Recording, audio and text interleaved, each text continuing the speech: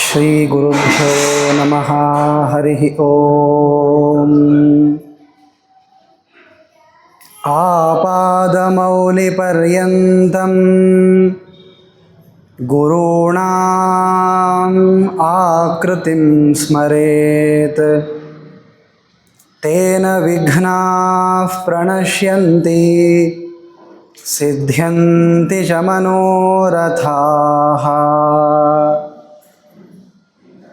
ನಾರಾಯಣಂ ಸುರಗುರುಂ ಜಗದೇಕನಾಥಂ ಭಕ್ತಪ್ರಿಯಂ ಸಕಲಲೋಕನಮಸ್ಕೃತಂ ಚ ತ್ರೈಗುಣ್ಯವರ್ಜಿತಮಜಂ ವಿಭುಮಾದ್ಯಮೀಶಂ ವಂದೇ ಭವಘ್ನಮಮರಾಸುರಸಿದ್ಧವಂದ್ಯಂ. ನಾರಾಯಣಂ ನಮಸ್ಕೃತ್ಯ ನರಂ ಚೈವ ನರೋತ್ತಮಂ ದೇವೀಂ ಸರಸ್ವತೀಂ ವ್ಯಾಸಂ ತತೋ ಜಯಮುದೀರಯೇ. ನಾರಾಯಣಾಯ ಪರಿಪೂರ್ಣಗುಣಾರ್ಣವಾಯ ವಿಶ್ವೋದಯಸ್ಥಿತಿಲಯೋನ್ನಿಯತಿಪ್ರದಾಯ ಜ್ಞಾನಪ್ರದಾಯ ವಿಬುಧಾಸುರಸೌಖ್ಯದುಃಖ ಸತ್ಕಾರಣಾಯ ವಿತತಾಯ ನಮೋ ನಮಸ್ತೆ. ಯಸ್ಯ ತ್ರೀಣ್ಯುದಿತಾನಿ ವೇದವಚನೆ ರೂಪಾಣಿ ದಿವ್ಯಾನ್ಯಲಂ ಬಟ್ ತದ್ದರ್ಶತಮಿತ್ಥಮೇವ ನಿಹಿತಂ ದೇವಸ್ಯ ಭರ್ಗೋ ಮಹತ್. ವಾಯೋ ರಾಮವಚೋನಯಂ ಪ್ರಥಮಕಂ ಪೃಕ್ಷೋ ದ್ವಿತೀಯಂ ವಪುಃ ಮಧ್ವೋ ಯತ್ತು ತೃತೀಯಮೇತದಮುನಾ ಗ್ರಂಥಃ ಕೃತಃ ಕೇಶವೇ.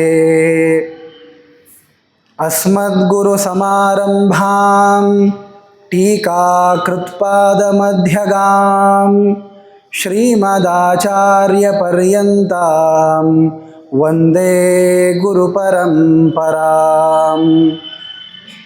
ಮೂಕೋಪಿ ಯತ್ಪ್ರಸಾದೇನ ಮುಕುಂದಶಯನಾಯತೆ ರಾಜರಾಜಾಯತೆ ರಿಕ್ತೋ ರಾಘವೇಂದ್ರಂ ತಮಾಶ್ರಯೇ.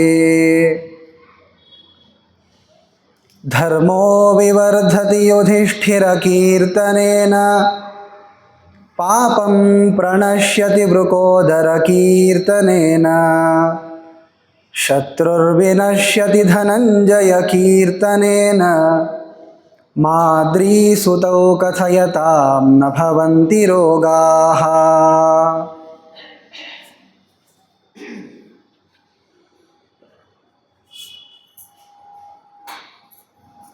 ಪರಮ ಮಂಗಳಕರವಾದ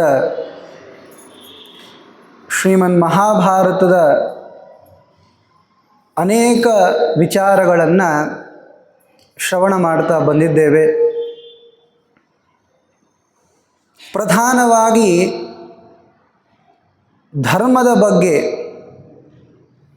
ಆ ಧರ್ಮದಿಂದ ಯಾರನ್ನು ಹೊಂದಬೇಕೋ ಅಂತಹ ಕೃಷ್ಣ ಪರಮಾತ್ಮನ ಚರಿತ್ರೆಯನ್ನು ನಿರೂಪಿಸುತ್ತಾ, ಅಂತಹ ಕೃಷ್ಣ ಪರಮಾತ್ಮನ ಸೇವೆಯನ್ನು ಮಾಡಿ ಲೋಕದಲ್ಲಿ ವಿಖ್ಯಾತಿಯನ್ನು ಪಡೆದಂತಹ ದೇವಾನುದೇವತೆಗಳ ಅವತಾರರಾದ ಪಾಂಡವರ ಚರಿತ್ರೆಯನ್ನು ಮಹಾಭಾರತದಲ್ಲಿ ತೋರಿಸಿಕೊಡ್ತಾ ಇದ್ದಾರೆ. ಧರ್ಮಕ್ಕೆ ಜಯ ಆಗೋದು, ಅಧರ್ಮ ಮೇಲ್ನೋಟಕ್ಕೆ ಗೆಲ್ತಾ ಇದೆ ಅಂತ ಅನಿಸಿದರೂ ಕೂಡ ಕೊನೆಗೆ ಅದು ಕೆಳಗೆ ಬೀಳಲೇಬೇಕು. ಇದನ್ನು ಪಾಂಡವರ ಧರ್ಮಯುದ್ಧದಲ್ಲಿ ನಾವು ತಿಳ್ಕೊಂಡಿದ್ದೇವೆ. ಇದಾದ ಮೇಲೆ ಪಾಂಡವರು ಜಯವನ್ನು ಪಡೆದು ಧೃತರಾಷ್ಟ್ರ ಗಾಂಧಾರಿಯನ್ನು ದರ್ಶನ ಮಾಡಬೇಕು. ಅವರಿಗೆ ನಮಸ್ಕಾರ ಹಾಕಬೇಕು ಅಂತ ಬಂದಿದ್ದಾರೆ. ಕೃಷ್ಣ ಮುಂತಾದವರೆಲ್ಲರೂ ಕೂಡ ಧೃತರಾಷ್ಟ್ರ ಗಾಂಧಾರಿಗೆ ಸಾಂತ್ವನವನ್ನು ಈಗಾಗಲೂ ಮಾಡಿದ್ದಾರೆ, ಈಗೂ ಮಾಡ್ತಾ ಇದ್ದಾರೆ. ಅಲ್ಲಿ ಆದಂತಹ ವಿಚಾರಗಳನ್ನು ನಾವು ನಿನ್ನೆ ದಿವಸ ಹೇಳಿದ್ದೇವೆ. ಧೃತರಾಷ್ಟ್ರ ಭೀಮನನ್ನು ಕೊಲ್ಲಬೇಕು, ಅವನನ್ನು ಅಪ್ಪಿಕೊಂಡು ಸಂಹರಿಸಬೇಕು ಅಂತ ಪ್ರಯತ್ನವನ್ನು ಮಾಡಬೇಕು ಅಂತ ಇಚ್ಛಿಸಿದ್ದ. ಈ ದುರ್ಬುದ್ಧಿಯನ್ನು ಮೊದಲೇ ತಿಳಿದುಕೊಂಡಿರುವಂತಹ ಕೃಷ್ಣ ಭೀಮನು ನಮಸ್ಕರಿಸಿದ ಕ್ಷಣಕ್ಕೇನೆ ಭೀಮನ ಲೋಹಮಯವಾದ ಒಂದು ಪ್ರತಿಮೆಯನ್ನು ಮುಂದಕ್ಕೆ ಸರಿಸ್ತಾನೆ. ಅದನ್ನು ಅಪ್ಪಿಕೊಳ್ತಾನೆ.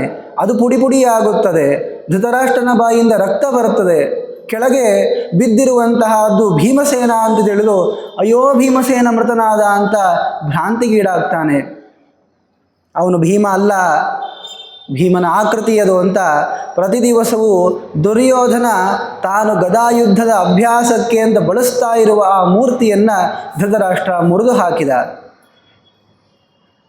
ಕೃಷ್ಣ ಹೇಳ್ತಾನೆ, ಭೀಮನನ್ನು ಮುಟ್ಲಿಕ್ಕಾದರೂ ಆಗತ್ತೇನ್ರಪ್ಪ, ವಜ್ರಕ್ಕಿಂತಲೂ ಕಠೋರವಾದ ದೇಹ ಅವನದು.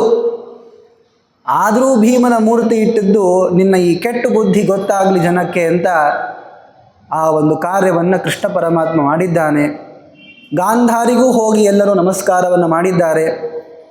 ಧರ್ಮರಾಜ ಗಾಂಧಾರಿಯ ಪಾದಕ್ಕೆ ಎರಗಿದಾಗ ತನ್ನ ಕಣ್ಣಿಗೆ ಕಟ್ಟಿಕೊಂಡಿರುವಂತಹ ಆ ಪಟ್ಟಿಯ ತುದಿಭಾಗದಿಂದ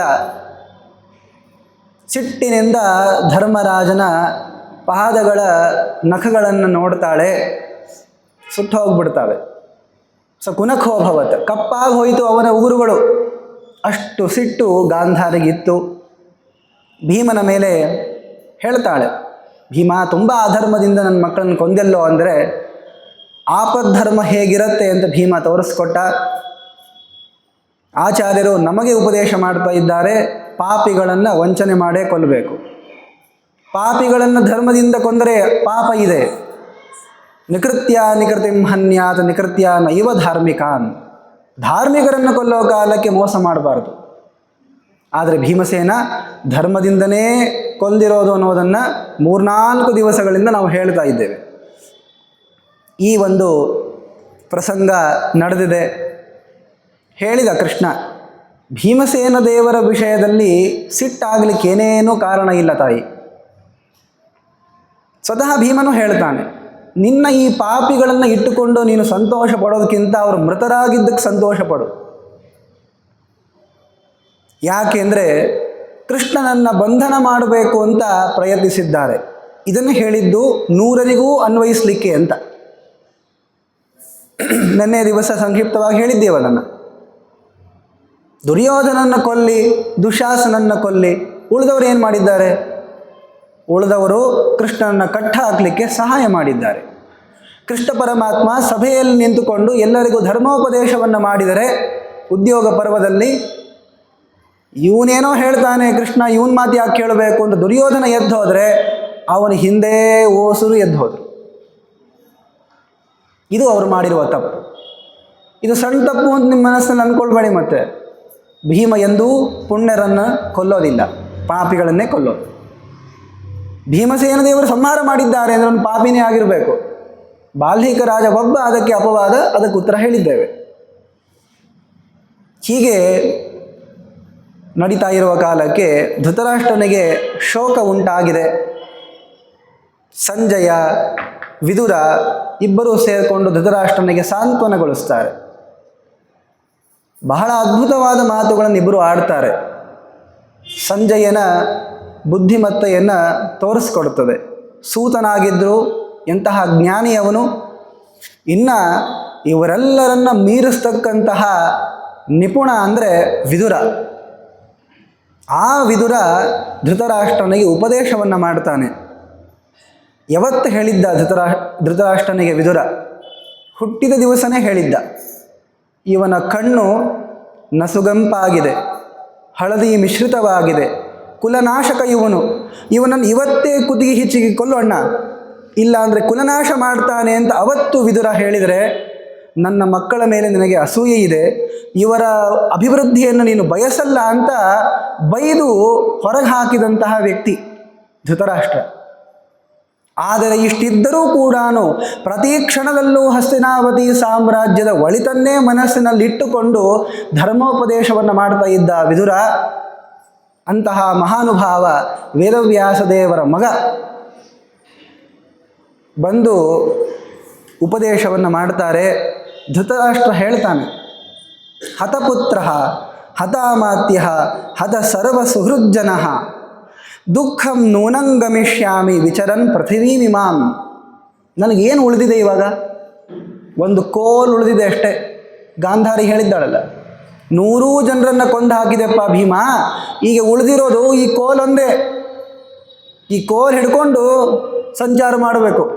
ಮಕ್ಕಳೇ ಇಲ್ಲ ನಮಗೆ ಹೇಳ್ತಾನೆ. ಎಲ್ಲ ಮಕ್ಕಳು ಸತ್ತು ಹೋಗಿದ್ದಾರೆ, ನನ್ನೆಲ್ಲ ಮಂತ್ರಿಗಳು ಸತ್ತು ಹೋಗಿದ್ದಾರೆ, ಎಲ್ಲರೂ ನಾನು ಯಾರನ್ನು ಮಿತ್ರ ಬಾಂಧವರು ಅಂತ ಅಂದ್ಕೊಂಡಿನ್ನೋ ಯಾರೂ ಇಲ್ಲ. ಏನು ಮಾಡಬೇಕು? ಬಂಧು ವಿಹೀನರಾಗಿ ಇಂತಹ ಪರಿಸ್ಥಿತಿಯಲ್ಲಿ ನಾನಿದ್ದೀನಲ್ಲ, ಈ ಜೀವನಕ್ಕೇನಾದರೂ ಒಂದು ಅರ್ಥ ಇದೆಯಾ? ಹೀಗೆಲ್ಲ ತುಂಬ ಮನಸ್ಸಿಗೆ ವೇದನೆಯನ್ನು ಮಾಡಿಕೊಂಡು ಮಾತಾಡ್ತಾನೆ. ಆಗ ಹೇಳ್ತಾರೆ, ಸಂಜಯಾದಿಗಳೆಲ್ಲ ಹೇಳ್ತಾರೆ, ನೋಡಪ್ಪ, ಇವತ್ತು ನೀವು ಹಿಂಗಾಯ್ತಲ್ಲ ಅಂತ ಶೋಕ ಮಾಡೋದ್ರಿಂದ ಏನು ಲಾಭ ಇದೆ? ನೀವು ಅಳ್ತಾ ಕೂತ್ಕೊಂಡ್ರೆ ಹೋದವ್ರು ಬರ್ತಾರಾ? ಅಥವಾ ಮಾಡಿರುವಂತಹ ಪಾಪ ಪುಣ್ಯವಾಗ್ಬಿಡುತ್ತಾ? ಇಲ್ವಲ್ಲ. ಸಭಾ ಮಧ್ಯೇತು ಕೃಷ್ಣೇನ ಯತ್ ಶ್ರೇಯೋಭಿಹಿತಂ ಮಮ ಅಲಂ ವೈರೇಣ ತೇ ರಾಜನ್ ಪುತ್ರ ಸಂಗೃಹ್ಯತಾಮಿತಿ. ಧೃತರಾಷ್ಟ್ರ ನೆನಪಿಸ್ಕೊಳ್ತಾನೆ, ಕೃಷ್ಣ ನಮ್ಮ ಮನೆ ತನಕ ಬಂದಿದ್ದಾರೆ, ಮನೆ ತನಕ ಬಂದು ಮಾಡಬೇಡ್ರೋ ಈ ತರಹ, ಕೊಟ್ಬಿಡಿ. ಕೇಳಿರೋದು ಯಾವುದೋ 5 ಕುಗ್ರಾಮಗಳನ್ನು, ಅವುಗಳನ್ನ ಹೆಸರನ್ನೇ ಹೇಳಲಿಕ್ಕಾಗೋದಿಲ್ಲ. ಇವತ್ತೇನು ಇಂದ್ರಪ್ರಸ್ಥ ಅಂತ ಪ್ರಸಿದ್ಧ ಇದೆ, ಅದು ಒಂದು ರೀತಿ ಕಾಡೇ ಇತ್ತು, ಅದನ್ನು ಪಾಂಡವರೇ ಉದ್ಧಾರ ಮಾಡಿರೋದು. ಅಂತಹ ಅವಿಸ್ಥಳ, ವೃಕಸ್ಥಳ, ಮಾಕಂದಿ, ವಾರಣಾವತ, ಇನ್ನೊಂದು ಯಾವುದೋ ಸಣ್ಣೂರು ದುರ್ಯೋಧನ ಕೊಟ್ಟಿದ್ದು. ಇಷ್ಟನ್ನು ಕೇಳಲಿಕ್ಕೆ ಬಂದರೆ ಕೃಷ್ಣನನ್ನು ನಿಂದೆ ಮಾಡಿ ಅವನನ್ನು ಕಟ್ಟಾಕಲಿಕ್ಕೆ ಪ್ರಯತ್ನ ಮಾಡಿದಂತಹ ದುರ್ಬುದ್ಧಿಯ ಮಕ್ಕಳನ್ನು ನಾನು ಪಡೆದಿದ್ದೇನಲ್ಲ, ಇಂತಹ ನನಗೆ ಈ ಗತಿ ಆಗಲೇಬೇಕಾದಿದ್ದೆ. ಯಾರ್ಯಾರು ಬಂದಿದ್ರು ರೀ? ಪರಶುರಾಮ ದೇವರು ಬಂದಿದ್ದರು, ನಾರದರು ಬಂದಿದ್ದರು, ಕಣ್ವ ಋಷಿಗಳು ಬಂದಿದ್ದರು. ಎಂತೆಂತಹ ಕಥೆಗಳನ್ನು ಹೇಳಿ ಹಿರಿಯರಿಗೆ ಗೌರವಿಸಬೇಕು ಅನ್ನುವಂತಹ ನೀತಿ ಬೋಧನೆಯನ್ನು ಮಾಡೋದ್ರು. ಪಾಂಡವರಿಗೆ ಈ ತರಹ ನೀವು ದ್ವೇಷ ಮಾಡೋದು ಸರಿಯಲ್ಲ ಅಂತ ಮಹಾನುಭಾವರಾದ ಕೃಷ್ಣದ್ವೈಪಾಯನರ, ನಮ್ಮ ವೇದವ್ಯಾಸ ದೇವರ ಮಿತ್ರರಾಗಿರುವಂತಹ ಮೈತ್ರೇಯರು ಮನೆ ತನಕ ಬಂದಿದ್ದರು. ಅವರು ಬಂದರೂ ಕೂಡ ಅವ್ರ ಮುಂದೆ ತೊಡೆ ಹೊಡ್ಕೊಂಡು ಅವರ ಮುಂದೆ ಅಹಂಕಾರವನ್ನು ತೋರಿಸಿದಿ. ತಗೋರು ಭೇದಾಯ ಭವೇತ್ಸು ಯುದ್ಧಂ, ನಿನ್ನ ಈ ತೊಡೆ ಮುರಿಲಿಕ್ಕೇನೆ ಯುದ್ಧ ಆಗತ್ತೆ ಅಂತ ಅವರು ಶಾಪ ಬಿತ್ತು ಹೋದರು. ಬಂದವರೆಲ್ಲರೂ ಶಾಪ ಹಾಕಿ ಹೋಗಿದ್ದಾರೆ ನನಗೆ. ಅದಕ್ಕೆ ಏನು ಮಾಡೋದು, ಎಷ್ಟು ದುಃಖ ಆಗ್ತಾ ಇದೆ ನನಗೆ ಅಂತ ಧೃತರಾಷ್ಟ್ರ ಮನಸ್ಸಿನಲ್ಲಿ ಈ ತರಹ ಅಂದ್ಕೊಳ್ತಾ ಇದ್ದಾನೆ. ಸಂಜಯ ಅಂತಾನೆ, ನೋಡಪ್ಪ, ಇದಕ್ಕೆಲ್ಲ ಕಾರಣ ಒಂದು ರೀತಿ ನೀನೇ. ನೋಡಿ, ಪರಮಾತ್ಮ ಪುಣ್ಯವಂತರಿಗೆ ಇಂತಹ ದೊಡ್ಡದಾದ ಸ್ಥಾನವನ್ನು ಕೊಡ್ತಾನೆ. ಆದರೆ ಆ ಸ್ಥಾನಕ್ಕೆ ಅರ್ಹರಾದ ವ್ಯಕ್ತಿಗಳು ಅಂತ ಕೂಡದೇ ಇದ್ದಾಗ ಏನೆಲ್ಲ ಆಗ್ತದೆ ಅನ್ನೋದಕ್ಕೆ ಧೃತರಾಷ್ಟ್ರನೇ ಉದಾಹರಣೆ. ನಿಜವಾಗಿಯೂ ಕೂಡ ಒಬ್ಬ ಗಂಧರ್ವನ ಅವತಾರ ನಿಜ, ಆದರೆ ಕಲಿಯ ಆವೇಶ ಅಂತನ್ನೋದು ಇರೋದ್ರಿಂದ ಎಂತಹ ಮಹಾತ್ಮನಾದರೂ ಕೂಡ, ಎಂತಹ ಸ್ಥಾನದಲ್ಲೂ ಕೂತ್ಕೊಂಡ್ರೂ ಕೂಡ ಅವನ ಕೈಯಿಂದ ಅಧರ್ಮವನ್ನು ತಪ್ಪಿಸ್ಲಿಕ್ಕಾಗೋದಿಲ್ಲ. ಹೇಳ್ತಾರೆ, ಸಂಜಯ ಹೇಳ್ತಾನೆ, ಅಲ್ಲಪ್ಪ, ನೀನು ಈ ತರಹ ವಿಚಾರ ಮಾಡ್ತೀಯಲ್ಲಪ್ಪ ಧೃತರಾಷ್ಟ್ರ, ನಿಮ್ಮ ಮಗನಿಗೆ ಸಹಾಯಕರು, ನೀತಿ ಬೋಧನೆ ಮಾಡೋರು, ಬುದ್ಧಿ ಕಲಿಸೋರು ಯಾರಿದ್ದಾರೆ? ತವ ದುಶ್ಯಾಸನೋ ಮಂತ್ರಿ, ರಾಧೇಯಶ್ಚ ದುರಾತ್ಮವಾನ್, ಶಕುನಿಶ್ಚೈವ ದುಷ್ಟಾತ್ಮ, ಚಿತ್ರಸೇನಶ್ಚ ದುರ್ಮತಿ, ಅನಲ್ಪಂ ಏನ ವೈ ಸರ್ವಂ ಶಲ್ಯಭೂತಂ ಇದಂ ಜಗತ್. ಒಬ್ಬರೊಬ್ಬರು ಹೆಸರು ಹೇಳಿದರೂ ಕೂಡ ಮತ್ತೆ ಕೃಷ್ಣ ಕೃಷ್ಣ ಅಂತ ಕಿವಿ ಮುಟ್ಕೊಳ್ಬೇಕಾಗತ್ತೆ. ಅಂಥವರಿದ್ದಾರೆ.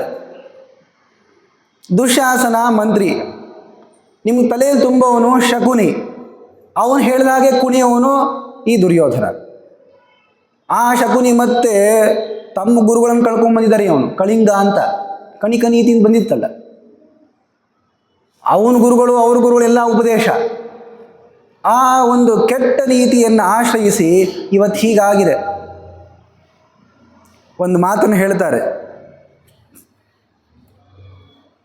ಏಕೈಕಮಪ್ಯನರ್ಥಾಯ ಕಿಮು ಯತ ಚತುಷ್ಟಯಂ ಅಂತ. ಇವು ಒಂದೊಂದು ಸೇರ್ಕೊಂಡ್ರೇನೆ ಸರ್ವನಾಶ ಹಾಕ್ತದೆ ಅಂತ ಇರ್ತಾವೆ ಕೆಲವೊಂದು. ಯೌವನಂ, ಧನ ಸಂಪತ್ತಿ, ಪ್ರಭುತ್ವಂ, ಅವಿವೇಕಿತ. ಯೌವನ ಬಂತು ಅಂದರೆ, ತಾರುಣ್ಯ ಬಂತು ಅಂದರೆ ಯಾರ ಮಾತವು ಕೂಡ ಕಿವಿ ಕೇಳಿಸಲ್ಲ. ಧನ ಸಂಪಾದನೆ ಚಲೋ ರೊಕ್ಕ ಬಂತು ಅಂದರೆ ಯಾರ ಮಾತನ್ನು ಕೇಳಲ್ಲ. ಪ್ರಭುತ್ವ ಬಂತು ಅಂದರೆ, ರಾಜನಾಗ್ಬಿಟ್ಟ ಅಥವಾ 4 ಜನ ಇವನ ಕೈಯಲ್ಲಿ ಇದ್ದಾರೆ ಅಂತ ಗೊತ್ತಾಯಿತು ಅಂದರೆ ಯಾರ ಮಾತನ್ನು ಕೇಳಲ್ಲ. ಇನ್ನು ಅವಿವೇಕಿತ, ದಡ್ಡತನ. ಇವು ಒಂದೊಂದು ಇದ್ರೂ ಒಬ್ಬ ವ್ಯಕ್ತಿಯನ್ನು ಸರ್ವನಾಶ ಹಾಕ್ತದೆ. ಇದು ಸೇರಿಬಿಟ್ರೆ ಏನು ಮಾಡೋದು? ದುಶ್ಯಾಸನ ಈ ಕರ್ಣ ಸ್ವಾಭಾವಿಕವಾಗಿ ಉತ್ತಮ ವ್ಯಕ್ತಿನೇ, ಆದರೆ ಆ ಸಹಸ್ರವರ್ಮ ಎನ್ನುವಂತಹ ರಾಕ್ಷಸನಿಂದ ಆವಿಷ್ಟನಾಗಿರೋ ಕಾರಣದಿಂದ ಅವನು ದುಷ್ಟನೇ.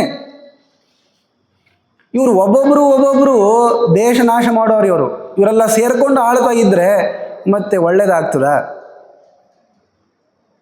ಎಲ್ಲರೂ ಹೇಳಿದರು, ನಾರದರು ಹೇಳಿದರು ಕೂಡ ನೀನು ಕೇಳಲಿಲ್ಲ. ಅದಕ್ಕೆ ಹೇಳ್ತಾನೆ ಸಂಜಯ, ಬಹಳ ಅದ್ಭುತವಾದ ಮಾತುಗಳಿವೆ ಇಲ್ಲಿ. ಯಾವುದನ್ನು ಹೇಳಬೇಕು ಬಿಡಬೇಕು ಅನ್ನೋ ಅಷ್ಟು ವಿಚಾರ ಮಾಡಬೇಕಾದದ್ದಿದೆ. ಮಧುಯಃ ಕೇವಲಂ ದೃಷ್ಟ ಪ್ರಪಾದಂ ನಾನು ಪಶ್ಯತಿ ಸಭ್ರಷ್ಟೋ ಮಧುಲೋಭೇನ ಶೋಚತ್ಯೇವ ಯಥಾ ಭವಾನ್. ಜೇನುತುಪ್ಪ ಬೇಕು ಅಂತ ಮೇಲೆ ನೋಡ್ದ, ಏನು ಜೇನುಗೂಡು ಕಟ್ಟಿದೆ, ಹಿಡಿದ್ರೆ ಎಷ್ಟೆಲ್ಲ ಜೇನಿನ ತುಪ್ಪ ಸಿಗತ್ತೆ ಅಂತ ಹೋದ. ಅಲ್ಲಿ ಕೆಳಗೆ ಪ್ರಪಾತ ಇದೆ, ಅದನ್ನು ಮರೆತು ಬಿಟ್ಟು ನೀನು. ಸಂಜಯ್ ಹೇಳೋ ಮಾತುಗಳಿವೆಲ್ಲ. ಅದರಿಂದ ಶೋಕವನ್ನು ಮಾಡಿಬಿಡಪ್ಪ. ಅರ್ಥಂ ನ ಶೋಚನ್ ಪ್ರಾಪ್ನೋತಿ ನ ಶೋಚನ್ ವಿಂದತೆ ಸುಖಂ ನ ಶೋಚನ್ ಶ್ರಿಯಮಾಪ್ನೋತಿ ನ ಶೋಚನ್ ವಿಂದತೆ ಜಯಂ. ಶೋಕ ಪಡ್ತಾ ಇದ್ರೆ ಏನೇನು ಬರಲ್ಲ, ದುಡ್ಡು ಬರಲ್ಲ, ಸುಖ ಬರಲ್ಲ, ಏನೇನು ಬೇರೆ ಸಂಪತ್ತುಗಳು ಬರಲ್ಲ, ಜಯನೂ ಸಿಗಲ್ಲ. ಏನು ಅಳ್ತಾ ಕೂತ್ಕೊಂಡಿದೀಯ? ನೀನಾಗೆ ಇವರಿಗೆ ಹೇಳಿದ್ದೆಲ್ಲಕ್ಕೆ ಹೂ ಅಂದು ಅವ್ರು ಹೇಳಿದಾಗೇನೆ ಸಮ್ಮತಿಸಿ ಈಗ ಅವರು ಇಂತಹ ಅಪಾರವಾದ ಕೆಟ್ಟ ಕೆಲಸ ಮಾಡಿ ಮೃತರಾದ ಮೇಲೆ ಶೋಕ ಪಡೋದ್ರಿಂದ ಏನು ಲಾಭ ಇದೆ? ಸ್ವಯಂ ಉತ್ಪಾದಯಿತ್ವಾಗ್ನಿಂ ಪರೀತಸ್ತೇನ ಯೋಗ್ನಿನ ದಹ್ಯಮಾನಃ ಪುನಸ್ತಾಪಂ ಭಜತೆ ನಸ ಪಂಡಿತ. ನೀನೇ ಬೆಂಕಿ ಹಚ್ಚಿ ಈಗ ನಿನ್ನನ್ನು ಸುಡ್ತಾ ಇದೆ ಅಂತಂದರೆ ನಿನ್ನನ್ನು ಬುದ್ಧಿವಂತ ಅಂತಾರೇನಪ್ಪ ಧೃತರಾಷ್ಟ್ರ?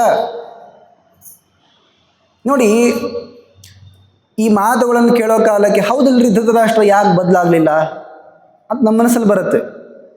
ನೋಡಿ, ಇದನ್ನು ಧೃತರಾಷ್ಟ್ರನ ವಿಷಯದಲ್ಲ, ನಮ್ಮ ವಿಷಯದಲ್ಲೇ ವಿಚಾರ ಮಾಡ್ಕೊಳ್ಳಿ. ಯಾಕೆ ಪಾಪ ಧೃತರಾಷ್ಟ್ರನಿಗೆ ಯಾಕೆ ಬಯೋಣ ನಾವು? ನಮಗೂ ಗೊತ್ತಿದೆ ಇದು ಮಾಡಿದರೆ ತಪ್ಪು ಅಂತ, ಆದರೆ ಬಿಡ್ಲಿಕ್ಕಾಗತ್ತಾ? ಆಗಲ್ವಲ್ಲ. ಯಾಕೆ ಆಗ್ತಾ ಇಲ್ಲ ಹಾಗಾದರೆ? ಈ ದುರ್ಯೋಧನ ಇದ್ದಾನಲ್ಲ, ಕಲಿ ನಮ್ಮ ಮನಸ್ಸಿನಲ್ಲಿ ಕೂತ್ಕೊಂಡಿದ್ದಾನವನು. ಇದು ಗೊತ್ತಿದೆ ಹೀಗೆ ಮಾಡಬಾರ್ದು ಅಂತ. ಗೊತ್ತೇ ಇಲ್ಲ ಅಂದರೆ ಅದಕ್ಕೆ ಬೇರೆ ವಿಚಾರ ಮಾಡೋಣಂತೆ. ಗೊತ್ತಿದ್ರೂ ಮಾಡ್ತಾ ಇದ್ದೀವಿ, ಇದು ತಪ್ಪು ಅಂತ ಗೊತ್ತಿದ್ರೂ ಇದು ಸರಿ ಅಂತ ತಿಳ್ಕೊಂಡು ಮಾಡ್ತಾ ಇದ್ದೀವಿ ಅಂದರೆ ಇದುವೇ ದುರ್ಯೋಧನನ ಆಟ. ಇದು ನಾವು ಹೇಳಿದ್ದೀವಲ್ಲ, ಕೋರೆ ಹಲ್ಲು ಕಣ್ಣು ಕೆಂಪು ಮಾಡ್ಕೊಂಡು ಬಂದ್ರೇ ರಾಕ್ಷಸರು ಅಂತ ಅಂದ್ಕೊಳ್ಬೇಡಿ. ನೋಡ್ಲಿಕ್ಕೂ ಚಂದಿರುವಂತಹ ರಾಕ್ಷಸರಿದ್ದಾರೆ. ದುರ್ಯೋಧನ ಅವನ ದೇಹವನ್ನು ನೋಡಿದರೆ, ಅವನ ಮುಖ ನೋಡಿಬಿಟ್ರೆ ಏನಪ್ಪ ಎಂತಹ ತೇಜಸ್ವಿ ಅಂತ ಅನ್ನಿಸ್ಬೇಕು. ಆದರೆ ಮಾಡೋ ಕೆಲಸ ಎಲ್ಲ ಇಂಥದ್ದು. ಹೀಗೆ ಸಂಜಯ ಅನೇಕ ಮಾತುಗಳನ್ನು ಹೇಳಿ ಧೃತರಾಷ್ಟ್ರನ ಖೇದವನ್ನು ಕಡಿಮೆ ಮಾಡಬೇಕು ಅಂತ ಪ್ರಯತ್ನಿಸಿದ.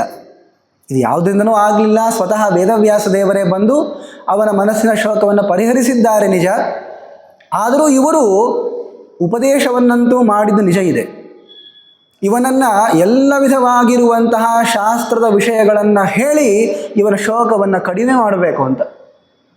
ಸತ್ಯದ ಒಂದು ಶ್ರವಣ ಮಾಡಿದಾಗ ದುಃಖ ಕಡಿಮೆ ಆಗುವಂಥದ್ದು ಕಂಡಿದೆ ಲೋಕದಲ್ಲಿ. ಇದಿರೋದೇ ಇಷ್ಟಪ್ಪ, ಯಾಕೆ ಅದ್ರ ಮೇಲೆ ಮೋಹ ಮಾಡ್ತೀಯಾ ಅಂತ ಯಾವುದಾದ್ರೂ ವಸ್ತು ಕಳೆದೋದಾಗ ಹೇಳಿದರೆ ಆಗ ತುಂಬ ದುಃಖ ಹೋಗಲಿಕ್ಕಿಲ್ಲ, ಆದರೆ ಸ್ವಲ್ಪ ಕಡಿಮೆ ಆದರೂ ಆಗತ್ತೆ. ವಿದುರ ಬಂದು ಹೇಳ್ತಾನೆ, ನೋಡಿ ಧರ್ಮದ ಮೂರ್ತಿ ವಿದುರ ಅಂದರೆ, ಯಮಧರ್ಮನ ಅವತಾರನೂ ಹೌದು. ತನ್ನ ರೂಪದಲ್ಲಿ ಶೂದ್ರ ಯೋನಿಯಲ್ಲಿ ಉತ್ಪನ್ನನಾದರೂ ಕೂಡ ಯಾವುದನ್ನು ಹೇಗೆ ಪಡಿಬೇಕು, ಯಾವುದನ್ನು ಹೇಗೆ ಉಪದೇಶಿಸಬೇಕು ಅಂತನ್ನೋದನ್ನು ಸರಿಯಾಗಿ ತಿಳ್ಕೊಂಡಂತಹ ವ್ಯಕ್ತಿ. ಹೇಳ್ತಾರೆ, ನೋಡಪ್ಪ, ಮರಣ ಅಂತನ್ನೋದೇನಾದರೂ ಏನು ಹೊಸದಾಗಿರುವಂತಹ ವಿಚಾರವೇ? ಎಲ್ಲರಿಗೂ ಕೂಡ ಬರಲೇಬೇಕಲ್ಲ, ಯಾಕೆ ವಿಚಾರ ಮಾಡ್ತೀಯ? ನೋಡಿ, ಈ ವಿಚಾರಗಳನ್ನೆಲ್ಲ ಅಭಿಮನ್ಯು ಮೃತನಾದಾಗಲೂ ಕೂಡ ವೇದವ್ಯಾಸ ದೇವರು ಹೇಳಿರ್ತಾರೆ. ಆಗಲೇನೆ ತಾನೇ ಮೃತ್ಯು ದೇವತೆ ಕಥೆ ಹೇಳಿರೋದು. ಅದನ್ನು ನೆನಪಿಸ್ಕೊಳ್ತಾರೆ ಇಲ್ಲಿ. ನೀನು ಆ ಸೃಂಜಯನ ಕಥೆಯನ್ನು ನೆನಪಿಸ್ಕೊಳ್ಳಪ್ಪ. ಮೃತ್ಯು ದೇವತೆಯ ಸೃಷ್ಟಿಯನ್ನು ಹೇಗೆ ಬ್ರಹ್ಮದೇವರು ಮಾಡಿದ್ದು, ಅವಳು ಹೇಗೆ ಬೇಡ್ಕೊಂಡ್ಲು, ಅವೆಲ್ಲವನ್ನು ನೆನಪಿಸಿಕೊಳ್ಬೇಕಾಗತ್ತೆ. ಮಹಾಭಾರತದಲ್ಲಿ ಒಂದು ಕಥೆಯನ್ನು ಕೂಡ ಮರಿಬಾರದು. ತುಂಬ ಸ್ವಾರಸ್ಯಪೂರ್ಣವಾಗಿರುವಂತಹ ಕಥೆಗಳಿರ್ತವೆ. ಎಲ್ಲರೂ ಕಾಲದ ಅಧೀನಪ್ಪ, ಯಾರೂ ಈ ಕಾಲವನ್ನು ಅತಿಕ್ರಮಣ ಮಾಡಲಿಕ್ಕಾಗಲ್ಲ. ನೋಡಿ, ಇಲ್ಲಿ ಕಾಲ ಅಂದರೆ ಜಡವಾಗಿರುವಂತಹ ಸಮಯ ಅಂತ ಹೀಗೆ ಅರ್ಥ ಮಾಡ್ಕೊಳ್ಬೇಡಿ.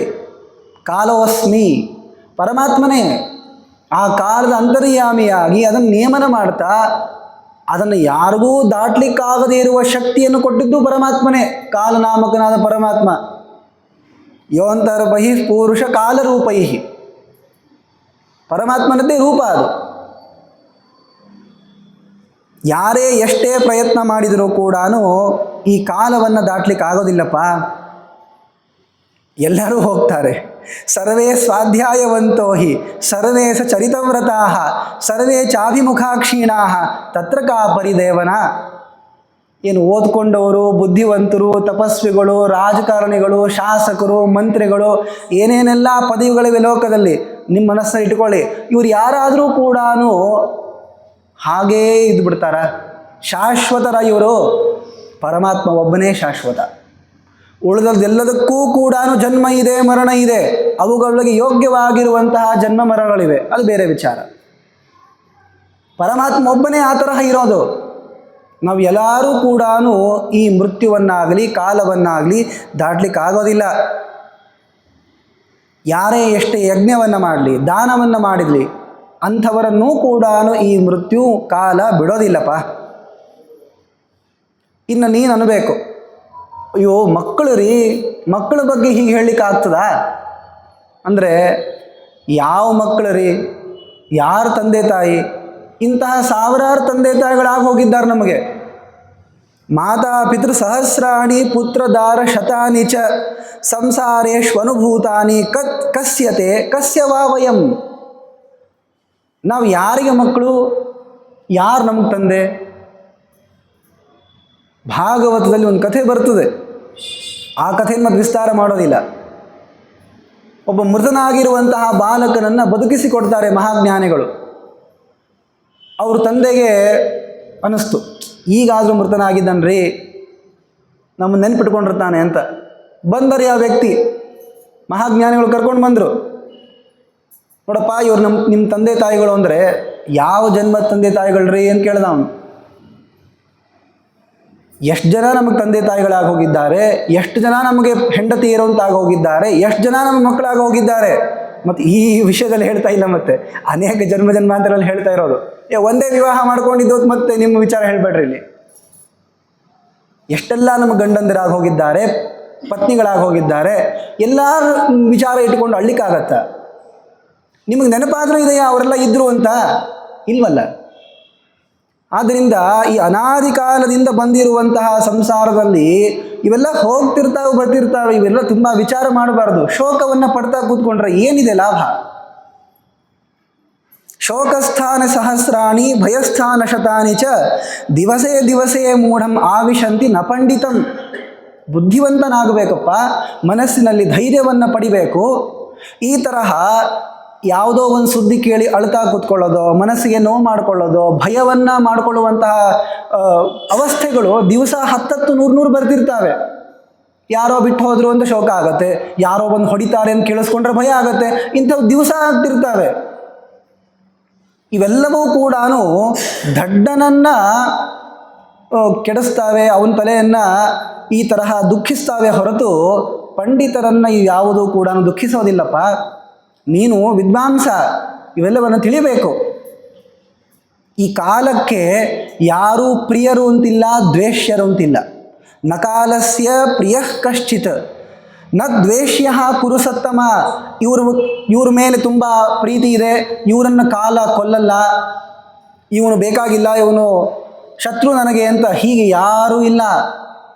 ಎಲ್ಲರನ್ನೂ ಕೂಡ ಈ ಕಾಲ ನುಂಗ ಹಾಕ್ಬಿಡುತ್ತೆ.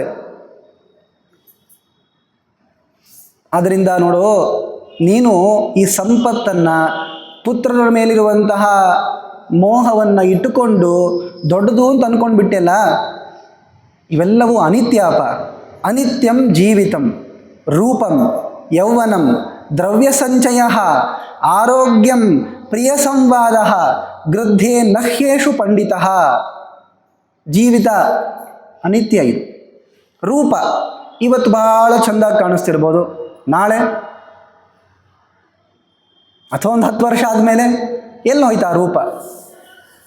ಯೌವನಂ ತಾರುಣ್ಯ ಇದೆ ಅಂತ ಯಾರನ್ನಾದರೂ ಎದುರು ಹಾಕ್ಕೊಂಡ್ಬಿಡ್ತೀವಲ್ಲ, ಅದು ಎಲ್ಲಿ ಹೋಗುತ್ತದು? ಅದೇ ನಿತ್ಯವ? ದ್ರವ್ಯ ಸಂಚಯ ದುಡ್ಡಿದೆ ಅಂತ. ಆರೋಗ್ಯಂ ಇವತ್ತು ಆರಾಮಾಗಿರ್ಬೋದು, ನಾಳೆ ಮತ್ತೊಂದೇನೋ ರೋಗ ಬರುತ್ತೆ. ಪ್ರಿಯ ಸಂವಾದ ನಮಗೆ ಬೇಕಾದವರೊಂದು ಪ್ರಿಯರು ಅಂತಿರ್ತಾರೆ, ಅವ್ರ ಜೊತೆ ಮಾತಾಡ್ತೀವಿ, ನಲಿದಾಡ್ತೀವಿ, ಇವೆಲ್ಲವೂ ಇನ್ನೂ ಶಾಶ್ವತವೇ ಅಲ್ಲ. ಅನಿತ್ಯಂ, ಇದು ಅನಿತ್ಯ. ಇದನ್ನು ತಿಳಿದುಕೊಂಡು ನ ಗೃದ್ಧೇತ್, ಅವುಗಳಲ್ಲಿ ಅಪೇಕ್ಷೆಯನ್ನು ಇಡ್ಲಿಕ್ಕೆ ಹೋಗಬಾರ್ದು. ಅದು ಬೇಕು ಅಂತ ಬಯಸ್ಲಿಕ್ಕೆ ಹೋಗಬಾರ್ದು. ಸಿಕ್ಕರೆ ಬಹಳ ಚಲೋ, ಆದರೆ ಬೇಕು ಅಂತ ಅಪೇಕ್ಷೆ ಬಂತು ಅಂದರೆ ಮತ್ತೆ ನಮ್ಮ ಕೃಷ್ಣ ಆ ಪರಂಪರೆಯನ್ನು ಹೇಳಿದ್ದಾನಲ್ಲ, ಕಾಮ ಸಂಕಲ್ಪ ಸಿಗತ್ತೆ, ಆಮೇಲೆ ಕಾಮದಿಂದ ಕ್ರೋಧ ಬರುತ್ತೆ, ಆಮೇಲೆ ಬುದ್ಧಿನಾಶಾತ್ ಪ್ರಣಶ್ಯತಿ, ಅಲ್ಲಿ ತನಕ ಹೋಗುತ್ತದು. ಹೀಗೆ ಬಹಳ ಉತ್ತಮವಾಗಿರುವಂತಹ ಉಪದೇಶಗಳನ್ನು ವಿದುರ ಮಾಡ್ತಾನೆ. ಅಲ್ಲಿ ಅನೇಕ ಶಾಸ್ತ್ರಾರ್ಥಗಳನ್ನು ಹೇಳ್ತಾನೆ. ಒಬ್ಬ ವ್ಯಕ್ತಿಯ ಉದಾಹರಣೆಯನ್ನು ಕೊಡ್ತಾನೆ ನೋಡಿ. ಚಿಕ್ಕಂದಿನಿಂದ ತಾಯಿಯ ಗರ್ಭದಿಂದ ಹುಟ್ಟು ಬರ್ತಾನೆ ಒಬ್ಬ ವ್ಯಕ್ತಿ. ಅವನು ಎಷ್ಟು ದಿವಸ ಬದುಕಬಲ್ಲ ಅಂತ ಏನಾದರೂ ಯಾರಿಗಾದರೂ ಗೊತ್ತಿದೆಯಾ? ಇಲ್ಲ ರೀ, ಹುಟ್ಟಿದ ಕೂಸು ಸಾಯೋದಿಲ್ಲ, ಅದೊಂದು 50 ವರ್ಷ ಆದರೂ ಬದುಕತ್ತೆ, ಅಥವಾ 60 ವರ್ಷ ಬದುಕ್ತದೆ, ಅಥವಾ 100 ವರ್ಷ ಬದುಕ್ತದೆ, 20 ವರ್ಷ, ಹೀಗೇನಾದರೂ ನಿಶ್ಚಿತವಾಗಿರುವಂತಹ ಆಯುಷ್ಯವನ್ನು ಉಳ್ಳಂತಹ ಪದಾರ್ಥವನ್ನು ನೀವು ಕಂಡಿದ್ದೀರಾ? ಅದಕ್ಕೆ ವಿದುರ ಒಂದು ಮಾತನ್ನು ಹೇಳ್ತಾನೆ ನೋಡಿ. ಈ ಶರೀರ ಇದೆಯಲ್ಲ, ಈ ಶರೀರಕ್ಕೆ ತಾನೇ ನಾಶ ಜನ್ಮ ಇರೋದು, ಜೀವನಿತ್ಯ. ಈ ಶರೀರ ಎಷ್ಟು ಅಸ್ಥಿರ ಅಂದರೆ ಹೇಳ್ತಾನವನು, ಯಥಾಚ ಮೃಣ್ಮಯಂ ಭಾಂಡಂ ಚಕ್ರಾರೂಢಂ ವಿಪದ್ಯತೆ ಕಿಂಚಿತ್ ಪ್ರಕ್ರಿಯಮಾಣಂ ವಾ ಕೃತಮಾತ್ರಮಥಾಪಿ ವಾ ಭಿನ್ನಂ ವಾ ಅವರೋಪ್ಯಂ ವಾ ಅವತೀರ್ಣಮಥಾಪಿ ವಾ ಆರ್ದ್ರಂ ವಾಪ್ಯಥವಾ ಶುಷ್ಕಂ ಪಚ್ಯಮಾನಮಥಾಪಿ ವಾ ಅವತಾರ್ಯಂತಂ ಆಪಾಕಾತ್ ಉದ್ಧೃತಂ ವಾಪಿ ಭಾರತ ಅಥವಾ ಪರಿಭಜ್ಯಂತೆ ಏವಂ ದೇಹ ಶರೀರಿಣಾಂ. ಮಡಿಕೆಯನ್ನು ಮಾಡಬೇಕು ಅಂತ ಮಣ್ಣನ್ನೆಲ್ಲವನ್ನು ಸಂಗ್ರಹಿಸಿದ, ಚಕ್ರದ ಮೇಲೆ ಹಾಕಿ ತಿರುಗಿಸ್ತಾ ಆಕಾರವನ್ನು ಕೊಡಬೇಕಲ್ಲ, ಅವಾಗಲೂ ಮುರಿದು ಹೋಗ್ಬೋದು. ಚಕ್ರದ ಮೇಲೆ ಹಾಕಿದ ಮೇಲೆ ಏನೋ ಒಂದು ಆಕಾರ ಕೊಡೋ ಕಾಲಕ್ಕೂ ಮುರಿದು ಹೋಗ್ಬೋದು. ಮತ್ತೊಂದು ಆಕಾರ ಕೊಟ್ಟ ಮೇಲೆ ಬಿಸಿ ಮಾಡೋಕ್ಕಿಂತ ಪೂರ್ವದಲ್ಲೂ ಕೂಡ ಮುರಿದು ಹೋಗ್ಬೋದು, ಬಿಸಿ ಮಾಡಿದ ಮೇಲೂ ಒಡೆದು ಹೋಗ್ಬೋದು. ಯಾವಾಗ ಒಡೆದು ಹೋಗುತ್ತೆ ಯಾರಿಗೆ ಗೊತ್ತು? ಏವಂ ದೇಹ ಶರೀರಿಣಾಂ, ತಾಯಿಯ ಹೊಟ್ಟೆಯಲ್ಲೇ ಸತ್ತೋಗ್ಬೋದು. ಎಷ್ಟು ಜನ ಇಲ್ಲ ಉದಾಹರಣೆ, ಗರ್ಭಸ್ಥೋವ ಪ್ರಸೂತೋವ ಪ್ಯಥವಾ ದಶರಾತ್ರಿಕಃ, ಹೊಟ್ಟೆಯಲ್ಲೇ ಮೃತವಾಗುವಂತಹ ಶಿಶುಗಳಿವೆ. ಪ್ರಸೂತ ಆದ ತಕ್ಷಣಕ್ಕೇನೆ ಮೃತವಾಗುವಂತಹ ಶಿಶುಗಳಿದ್ದಾವೆ. ದಶರಾತ್ರಿಕಃ 10 ದಿವಸ, ಅರ್ಧಮಾಸಗತಃ 15 ದಿವಸ, ವಾಪಿ ಮಾಸತ್ರಯ ಗತೋಪಿವ 3 ತಿಂಗಳ ನಾಮಕರಣ ಆಯಿತೋ ಇಲ್ಲೋ ಹೋಗ್ಬಿಟ್ಟಿರ್ತಾವೆ. ಸಂವತ್ಸರ ಗತೋ ವಾಪಿ 1 ವರ್ಷ ಇರ್ತಾವೆ, ಹೋಗ್ಬಿಡ್ತಾವೆ. ಯೌವನಸ್ಥೋ ವಿಮಧ್ಯಸ್ಥೋ ವೃದ್ಧೋ ಅಪಿ ವಾ ವಿಪದ್ಯತೆ, ಯೌವನದಲ್ಲೂ ಹೋಗ್ಬೋದು, ಮಧ್ಯ ವಯಸ್ಸಿನಲ್ಲೂ ಹೋಗ್ಬೋದು, ಅಗದಿ ಮುಪ್ಪಾಗಿಯೂ ಕೂಡ ಹೋಗ್ಬೋದು. ಯಾರಿಗೆ ಖಾತ್ರಿ ಇದೆ ಯಾರು ಹೇಗೆ ಹೋಗ್ತಾರೆ ಅಂತ, ಯಾವ ಗಡಿಗೆ ಯಾವಾಗ ಒಡೆಯುತ್ತೆ ಅನ್ನೋದು ಯಾರಿಗೆ ಗೊತ್ತಿದೆ. ಹಾಗೆ ಈ ಶರೀರ ಯಾವಾಗ ಬಿದ್ದು ಹೋಗುತ್ತೆ ಅಂತ ಯಾರಿಗೆ ಗೊತ್ತಿದೆ. ಪ್ರಾಕರ್ಮಭಿಸ್ತು ಭೂತಾನಿ ವಿಪದ್ಯಂತೆ ಭವಂತಿ ಚ. ಎಷ್ಟು ವರ್ಷಗಳ ಪರ್ಯಂತ ಇರಬೇಕು ಅನ್ನುವುದು ಇವನು ಮಾಡಿರುವಂತಹ ಹಿಂದಿನ ಕರ್ಮಕ್ಕೆ ಅನುಸಾರವಾಗಿ ಪರಮಾತ್ಮನ ಸಂಕಲ್ಪದಿಂದ ಬರುವಂಥದ್ದದು. 30 ವರ್ಷನ ಆಯ್ತು, 30 ವರ್ಷ, 120 ವರ್ಷನ ಅವಶ್ಯವಾಗಿ. ಇದನ್ನ ನಮ್ಮ ಕೈಯಲ್ಲಿ ಇಟ್ಕೊಳ್ಳಿಕ್ಕೆ ಆಗೋದಿಲ್ಲ. ಹೀಗೆ ಹೇಳ್ತಾನೆ. ಒಬ್ಬ ವ್ಯಕ್ತಿ ಎಷ್ಟೆಲ್ಲ ದುಃಖವನ್ನು ಪಡ್ತಾನೆ ಗೊತ್ತಾ. ನೋಡಿ, ಎಲ್ಲದಕ್ಕೂ ಶ್ರೇಷ್ಠವಾಗಿರುವಂತಹ ಶರೀರ ಅಂದ್ರೆ ಈ ಮನುಷ್ಯ ದೇಹ. ಈ ಮನುಷ್ಯ ದೇಹದಷ್ಟು ಸಾಧನಕ್ಕೆ ಬೇಕಾಗಿರುವಂತಹ ಎಲ್ಲ ವಿಧವಾಗಿರುವ ಶಕ್ತಿ ಸಾಮರ್ಥ್ಯಗಳನ್ನು ಪಡೆದ ದೇಹ ಮತ್ತೊಂದು ಆಗೋದಿಲ್ಲ. ಎಂದಿಗೂ ಕೂಡ ಈ ಶರೀರವನ್ನು ನಾವು ಬುದ್ಧಿಪೂರ್ವಕವಾಗಿ ನಾಶ ಮಾಡಿಕೊಳ್ಳಬಾರದು. ಎಲ್ಲಿ ತನಕ ಇರುತ್ತದೋ ಅಲ್ಲಿ ತನಕ ಸಾಧನೆಗೆ ಅಂತಲೇ ಉಪಯೋಗಿಸ್ಬೇಕು. ಇದನ್ನು ಮತಿಪೂರ್ವಂ ದೇಹನಾಶಾದ ಪಾಪಂ ಮಹದವಾಪ್ಯತೆ ಅಂತ ಹೇಳಿದ್ದಾರೆ ಆಚಾರ್ಯರು. ಆ ವಿಚಾರಗಳನ್ನು ಹಿಂದೆ ಕೇಳಿದ್ದೀವಲ್ಲ ಅರ್ಜುನನ ಕಥೆಯಲ್ಲಿ. ಬುದ್ಧಿಪೂರ್ವಕವಾಗಿ ದೇಹ ಪರಿತ್ಯಾಗ ಮಾಡಿದರೆ ಆತ್ಮಹತ್ಯೆ ಮಾಡಿಕೊಂಡಿದ್ದು ಮಹಾಪಾಪ ಇದೆ. ಆದ್ದರಿಂದ ಇದು ಉತ್ತಮವಾದ ಶರೀರ. ಇದು ಇಂತಹ ಶರೀರನೂ ಕೂಡ ಒಂದು ದಿವಸ ಬೇಡ ಅಂತ ಅನಿಸಬೇಕು ನಮಗೆ. ಇನ್ನೊಮ್ಮೆ ಹುಟ್ಟು ಬರಬಾರದು ಅನ್ನುವಂಥದ್ದನ್ನು ಅಪೇಕ್ಷಿಸಬೇಕಾಗ್ತದೆ. ಅದನ್ನೇ ಮೋಕ್ಷ ಅನ್ನೋದು. ಈ ದೇಹ ಅನ್ನೋದು ಸರ್ವಶ್ರೇಷ್ಠವೇ, ಆದರೆ ಇದೂ ಬಂಧಕನೇ ಅಂಥೇಳಿ ಗರ್ಭವಾಸದ ಪ್ರಕ್ರಿಯೆಯನ್ನು ತೋರಿಸ್ಕೊಡ್ತಾನೆ. ನೀವು ತುಂಬ ಪ್ರಸಿದ್ಧವಾಗಿ ಭಾಗವತದ 3ಯ ಸ್ಕಂಧದಲ್ಲಿ ಕೇಳಿರ್ತೀರಿ. ಇಲ್ಲೂ ಕೂಡ ಸಂಕ್ಷೇಪದಿಂದ ಬರ್ತದೆ. ಜನ್ಮ ಪ್ರಭೃತಿ ಭೂತಾನಾಂ ಕ್ರಿಯಾ ಸರ್ವಾಸ್ತು ಲಕ್ಷಯೇತ್ ಪೂರ್ವಮೇವೇಹ ಕಲಿಲೆ ವಸತೆ ಕಿಂಚಿದಂತರಂ. ನೋಡು ಧೃತರಾಷ್ಟ್ರ, ಎಲ್ಲರೂ ಹೇಗೆ ಹುಟ್ಟು ಬರ್ತಾರೆ ಗೊತ್ತಾ. ಮನುಷ್ಯ ದೇಹವನ್ನು ಪಡೆಯೋ ಕಾಲಕ್ಕೆ ಎಷ್ಟೆಲ್ಲ ದುಃಖ ಪಟ್ಟಿರ್ತಾರೆ ಗೊತ್ತಾ. ಮೊದಲಿಗೆ ಹುಟ್ಟಬೇಕು ಅಂದರೆ ತಂದೆಯನ್ನು ಪ್ರವೇಶ ಮಾಡಿರಬೇಕು. ತಂದೆಯ ಶುಕ್ಲ ಶೋಣಿತದಿಂದ ಸ್ತ್ರೀಯನ್ನು ಪ್ರವೇಶ ಮಾಡಬೇಕು. ತಾಯಿಯನ್ನು ಪ್ರವೇಶಿಸಿ ಅಲ್ಲಿ ಅವಳ ಶುಕ್ಲ ಶೋಣಿತದಿಂದ ಸಂಪರ್ಕವನ್ನು ಪಡೆದಾಗ ಆಗಾಗೋದು ಕಲೀಲ ಅಂತ. ಆ ಕಲೀಲ ಅಂತ ಒಂದು ವಸ್ತು ಅದು ಹಾಗೆ ಬೆಳ್ಕೊಂಡು ಹೋಗುತ್ತೆ. ಮತ್ತೆ 5 ತಿಂಗಳು ಅಂತ ವಿಸ್ತಾರವಾಗಿ ಭಾಗವತದ 3ಯ ಸ್ಕಂದಲ್ಲಿದೆ. ಅದನ್ನು ನೋಡ್ಬೋದು. ಮತ್ತೆ 5 ತಿಂಗಳು ಅಂತ ಆದವು ಅಂದರೆ ಬೆಳೀತದೆ. ಎಲ್ಲಿರ್ತಾನೆ ಇವನು? ಅಮೇಧ್ಯ ಮಧ್ಯೆ ವಸತಿ ಮಾಂಸ ಶೋಣಿತ ಲೇಪನೆ ತತಸ್ತು ವಾಯುವಯಗೇನ ಹ್ಯೂರ್ಧ್ವಪಾರ್ಧ್ವೋ ಹ್ಯಧೋಮುಖ. ನೋಡಿ, ನಮ್ಮ ದೇಹದಿಂದ ಬಂದಿರುವಂತಹ ಪದಾರ್ಥಗಳನ್ನೇ ನಾವು ಮುಟ್ಲಿಕ್ಕೆ ಹೇಸಿಗೆ ಪಡ್ತೇವೆ. ರಕ್ತವನ್ನು ನೋಡಲಿಕ್ಕಾಗಲ್ಲ. ಅನೇಕ ಪದಾರ್ಥಗಳಿವೆ. ಅಂತಹ ರಕ್ತ ಮುಂತಾದ ಪದಾರ್ಥಗಳಿಂದ ಕೂಡಿದಂತಹ ಆ ಗರ್ಭದ ಚೀಲದಲ್ಲಿ ಮಲ್ಕೊಳ್ಬೇಕು. ದುಃಖ ಪಡಬೇಕು. ಏನಾದರೂ ಬೇಕು ಅಂತಂದರೆ ಬಾಯಿ ತರಲಿಕ್ಕಾಗ್ತದ? ತಾಯಿ ತುಂಬ ಸಂತೋಷದಿಂದ ನನ್ನಿಂದ ಕೂಸು ಹುಡ್ತಾ ಇದೆ ಅಂತ ಅವಳು ಏನು ಬೇಕಾದಂತ ತಿಂದುಬಿಡ್ತಾಳೆ ಇಚ್ಛಾನುಸಾರವಾಗಿ. ಅದೆಲ್ಲವೂ ಕೂಡ ಈ ಶಿಶುವಿಗೆ ಪಥ್ಯವ? ಪರಮಾತ್ಮನ ಅಚಿಂತ್ಯ ಶಕ್ತಿ ಇರೋದರಿಂದ ಏನು ಮಾಡ್ತಾನೋ ಆ ಗರ್ಭಸ್ಥ ಶಿಶು ಬೆಳಿಬೇಕು ಅಂದರೆ ಬೆಳೆಸ್ತಾನೆ ಬಿಡಿ, ಅವನಿಗೇನು.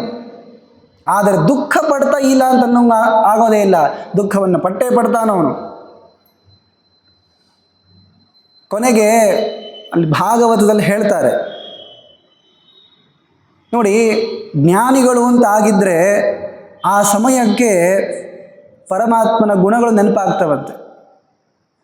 ಪರಮಾತ್ಮ ನನ್ನ ಮೇಲೆ ಅನುಗ್ರಹ ಮಾಡಿ ಈ ಗತಿಯನ್ನು ತೋರಿಸಿದೆಯಲ್ಲ, ನನಗೆ ಬುದ್ಧಿ ಬರುವಂತೆ ಮಾಡ್ದಿ ನೀನು. ಏನೇ ದೃಶಿ ಗತಿ ಅದರ್ಶ ಸತೋನು ರೂಪ. ಈ ಗರ್ಭವಾಸವನ್ನು ಕೊಟ್ಟಿದ್ದೀಯಲ್ಲ, ಚೆನ್ನಾಗಿ ಬುದ್ಧಿ ಕಲಿಸಿದೆಯಪ್ಪ ನನಗೆ. ನೋಡಿ, ಯಾರು ಇರ್ತಾರಿಲ್ಲಿ? ಹೇಳ್ತಾನವನು, ದೇಹ್ಯನ್ಯ ದೇಹ ವಿವರೆ ಜಠರಾಗ್ನಿನಾಸೃಗುವಿಣ್ಮೂತ್ರ ಕೂಪಪತಿತೋ ಭೃಷ ತಪ್ತ ದೇಹ ಇಚ್ಛನ್ನಿತೋ ವಿವಸಿತುಂ ಗಣಯನ್ ಸ್ವಮಾಸಾನ್ ನಿರ್ವಾಸ್ಯತೆ ಕೃಪಣಧಿರ್ ಭವತಾ ಕದಾನು. ಎಣಿಸ್ತಾ ಕೂತ್ಕೊಂಡಿರ್ತಾನಂತೆ. ಎಲ್ಲರೂ ಅಲ್ಲ, ಜ್ಞಾನಿಯಾಗಿರುವ ಗರ್ಭಸ್ಥ ಶಿಶು. ಯಾವಾಗ ನಮ್ಮ ತಾಯಿ ಹೊಟ್ಟೆಯಿಂದ ಹೊರಗೆ ಬಂದೀನೋ ಅಂತ ಕಾಯ್ದಿರ್ತಾನೆ. ಇವರಿಗೆ ಸಂತೋಷ, ಮೊದಲನೇ ಬಾರಿ ಹುಟ್ಟುತ್ತಾ ಇದೆ, ಎರಡನೇ ಬಾರಿ ಹುಟ್ಟುತ್ತಾ ಇದೆ, ನಾವು ಬೆಳೆಸ್ತಾ ಇರೋದು ಸಂತೋಷವೇ ಸಂತೋಷ, ಇವರಿಗೆ ಮಕ್ಕಳಾಗ್ತಾ ಇದೆ ಅಂತ. ಆ ಶಿಶು ದುಃಖ ಪಡ್ತಿರ್ತದೆ, ಯಾವಾಗಾದರೂ ಹೊರಗೆ ಬರ್ತೀನೋ ಅಂತ. ಹೀಗೆ ಹೇಳಿದ ಮೇಲೆ ಪರಮಾತ್ಮನ ಎಲ್ಲ ಗುಣಗಳ ನೆನಪಾಗಿ ಅಲ್ಲೇ ಆನಂದವನ್ನು ಪಡ್ತಾ ಇನ್ನು ನಾನು ಇಲ್ಲಿ ಹೊರಗೂ ಬರಲ್ಲ ಅನ್ನುವಂತಹ ಆಸೆ ಉತ್ಪನ್ನ ಆಗತ್ತೆ ಆ ಶಿಶುವಿಗೆ.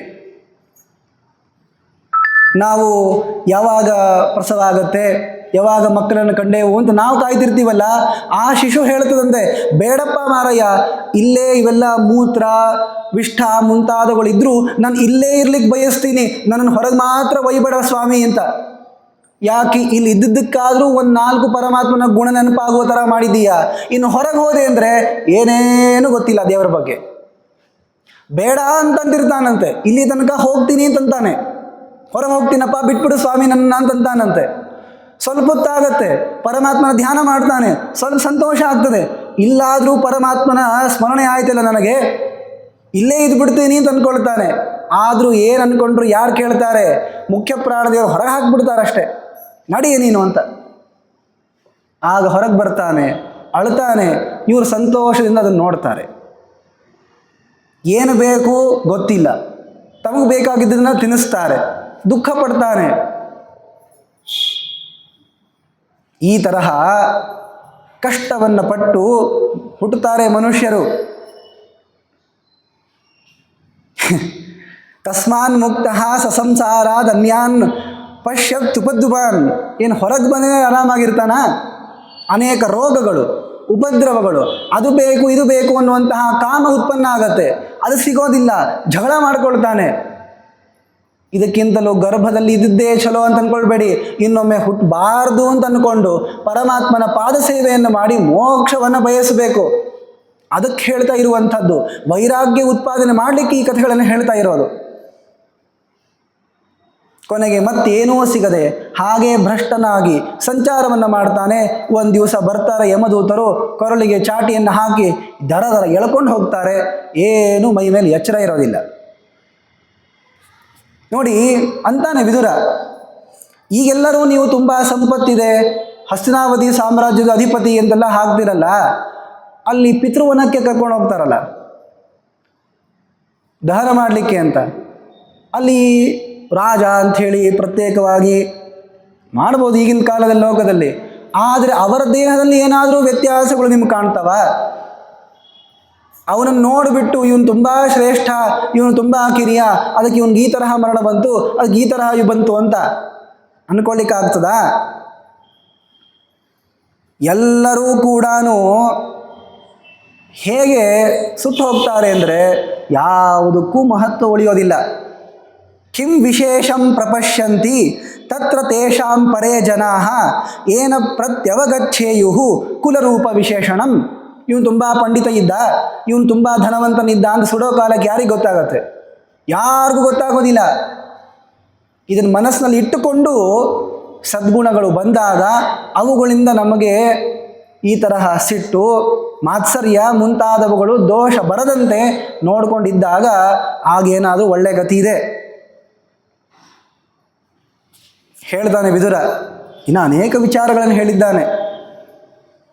ಪ್ರತ್ಯಕ್ಷಂ ಚ ಪರೋಕ್ಷಂಚ ಯೋ ನಿಶಾಮ್ಯ ಶ್ರುತಿಂ ತ್ವಿಮಾಂ ಜನ್ಮ ಪ್ರಭೃತಿ ವರ್ತೇತ ಪ್ರಾಪ್ನುಯಾತ್ ಪರಮಾಂಗತಿಂ.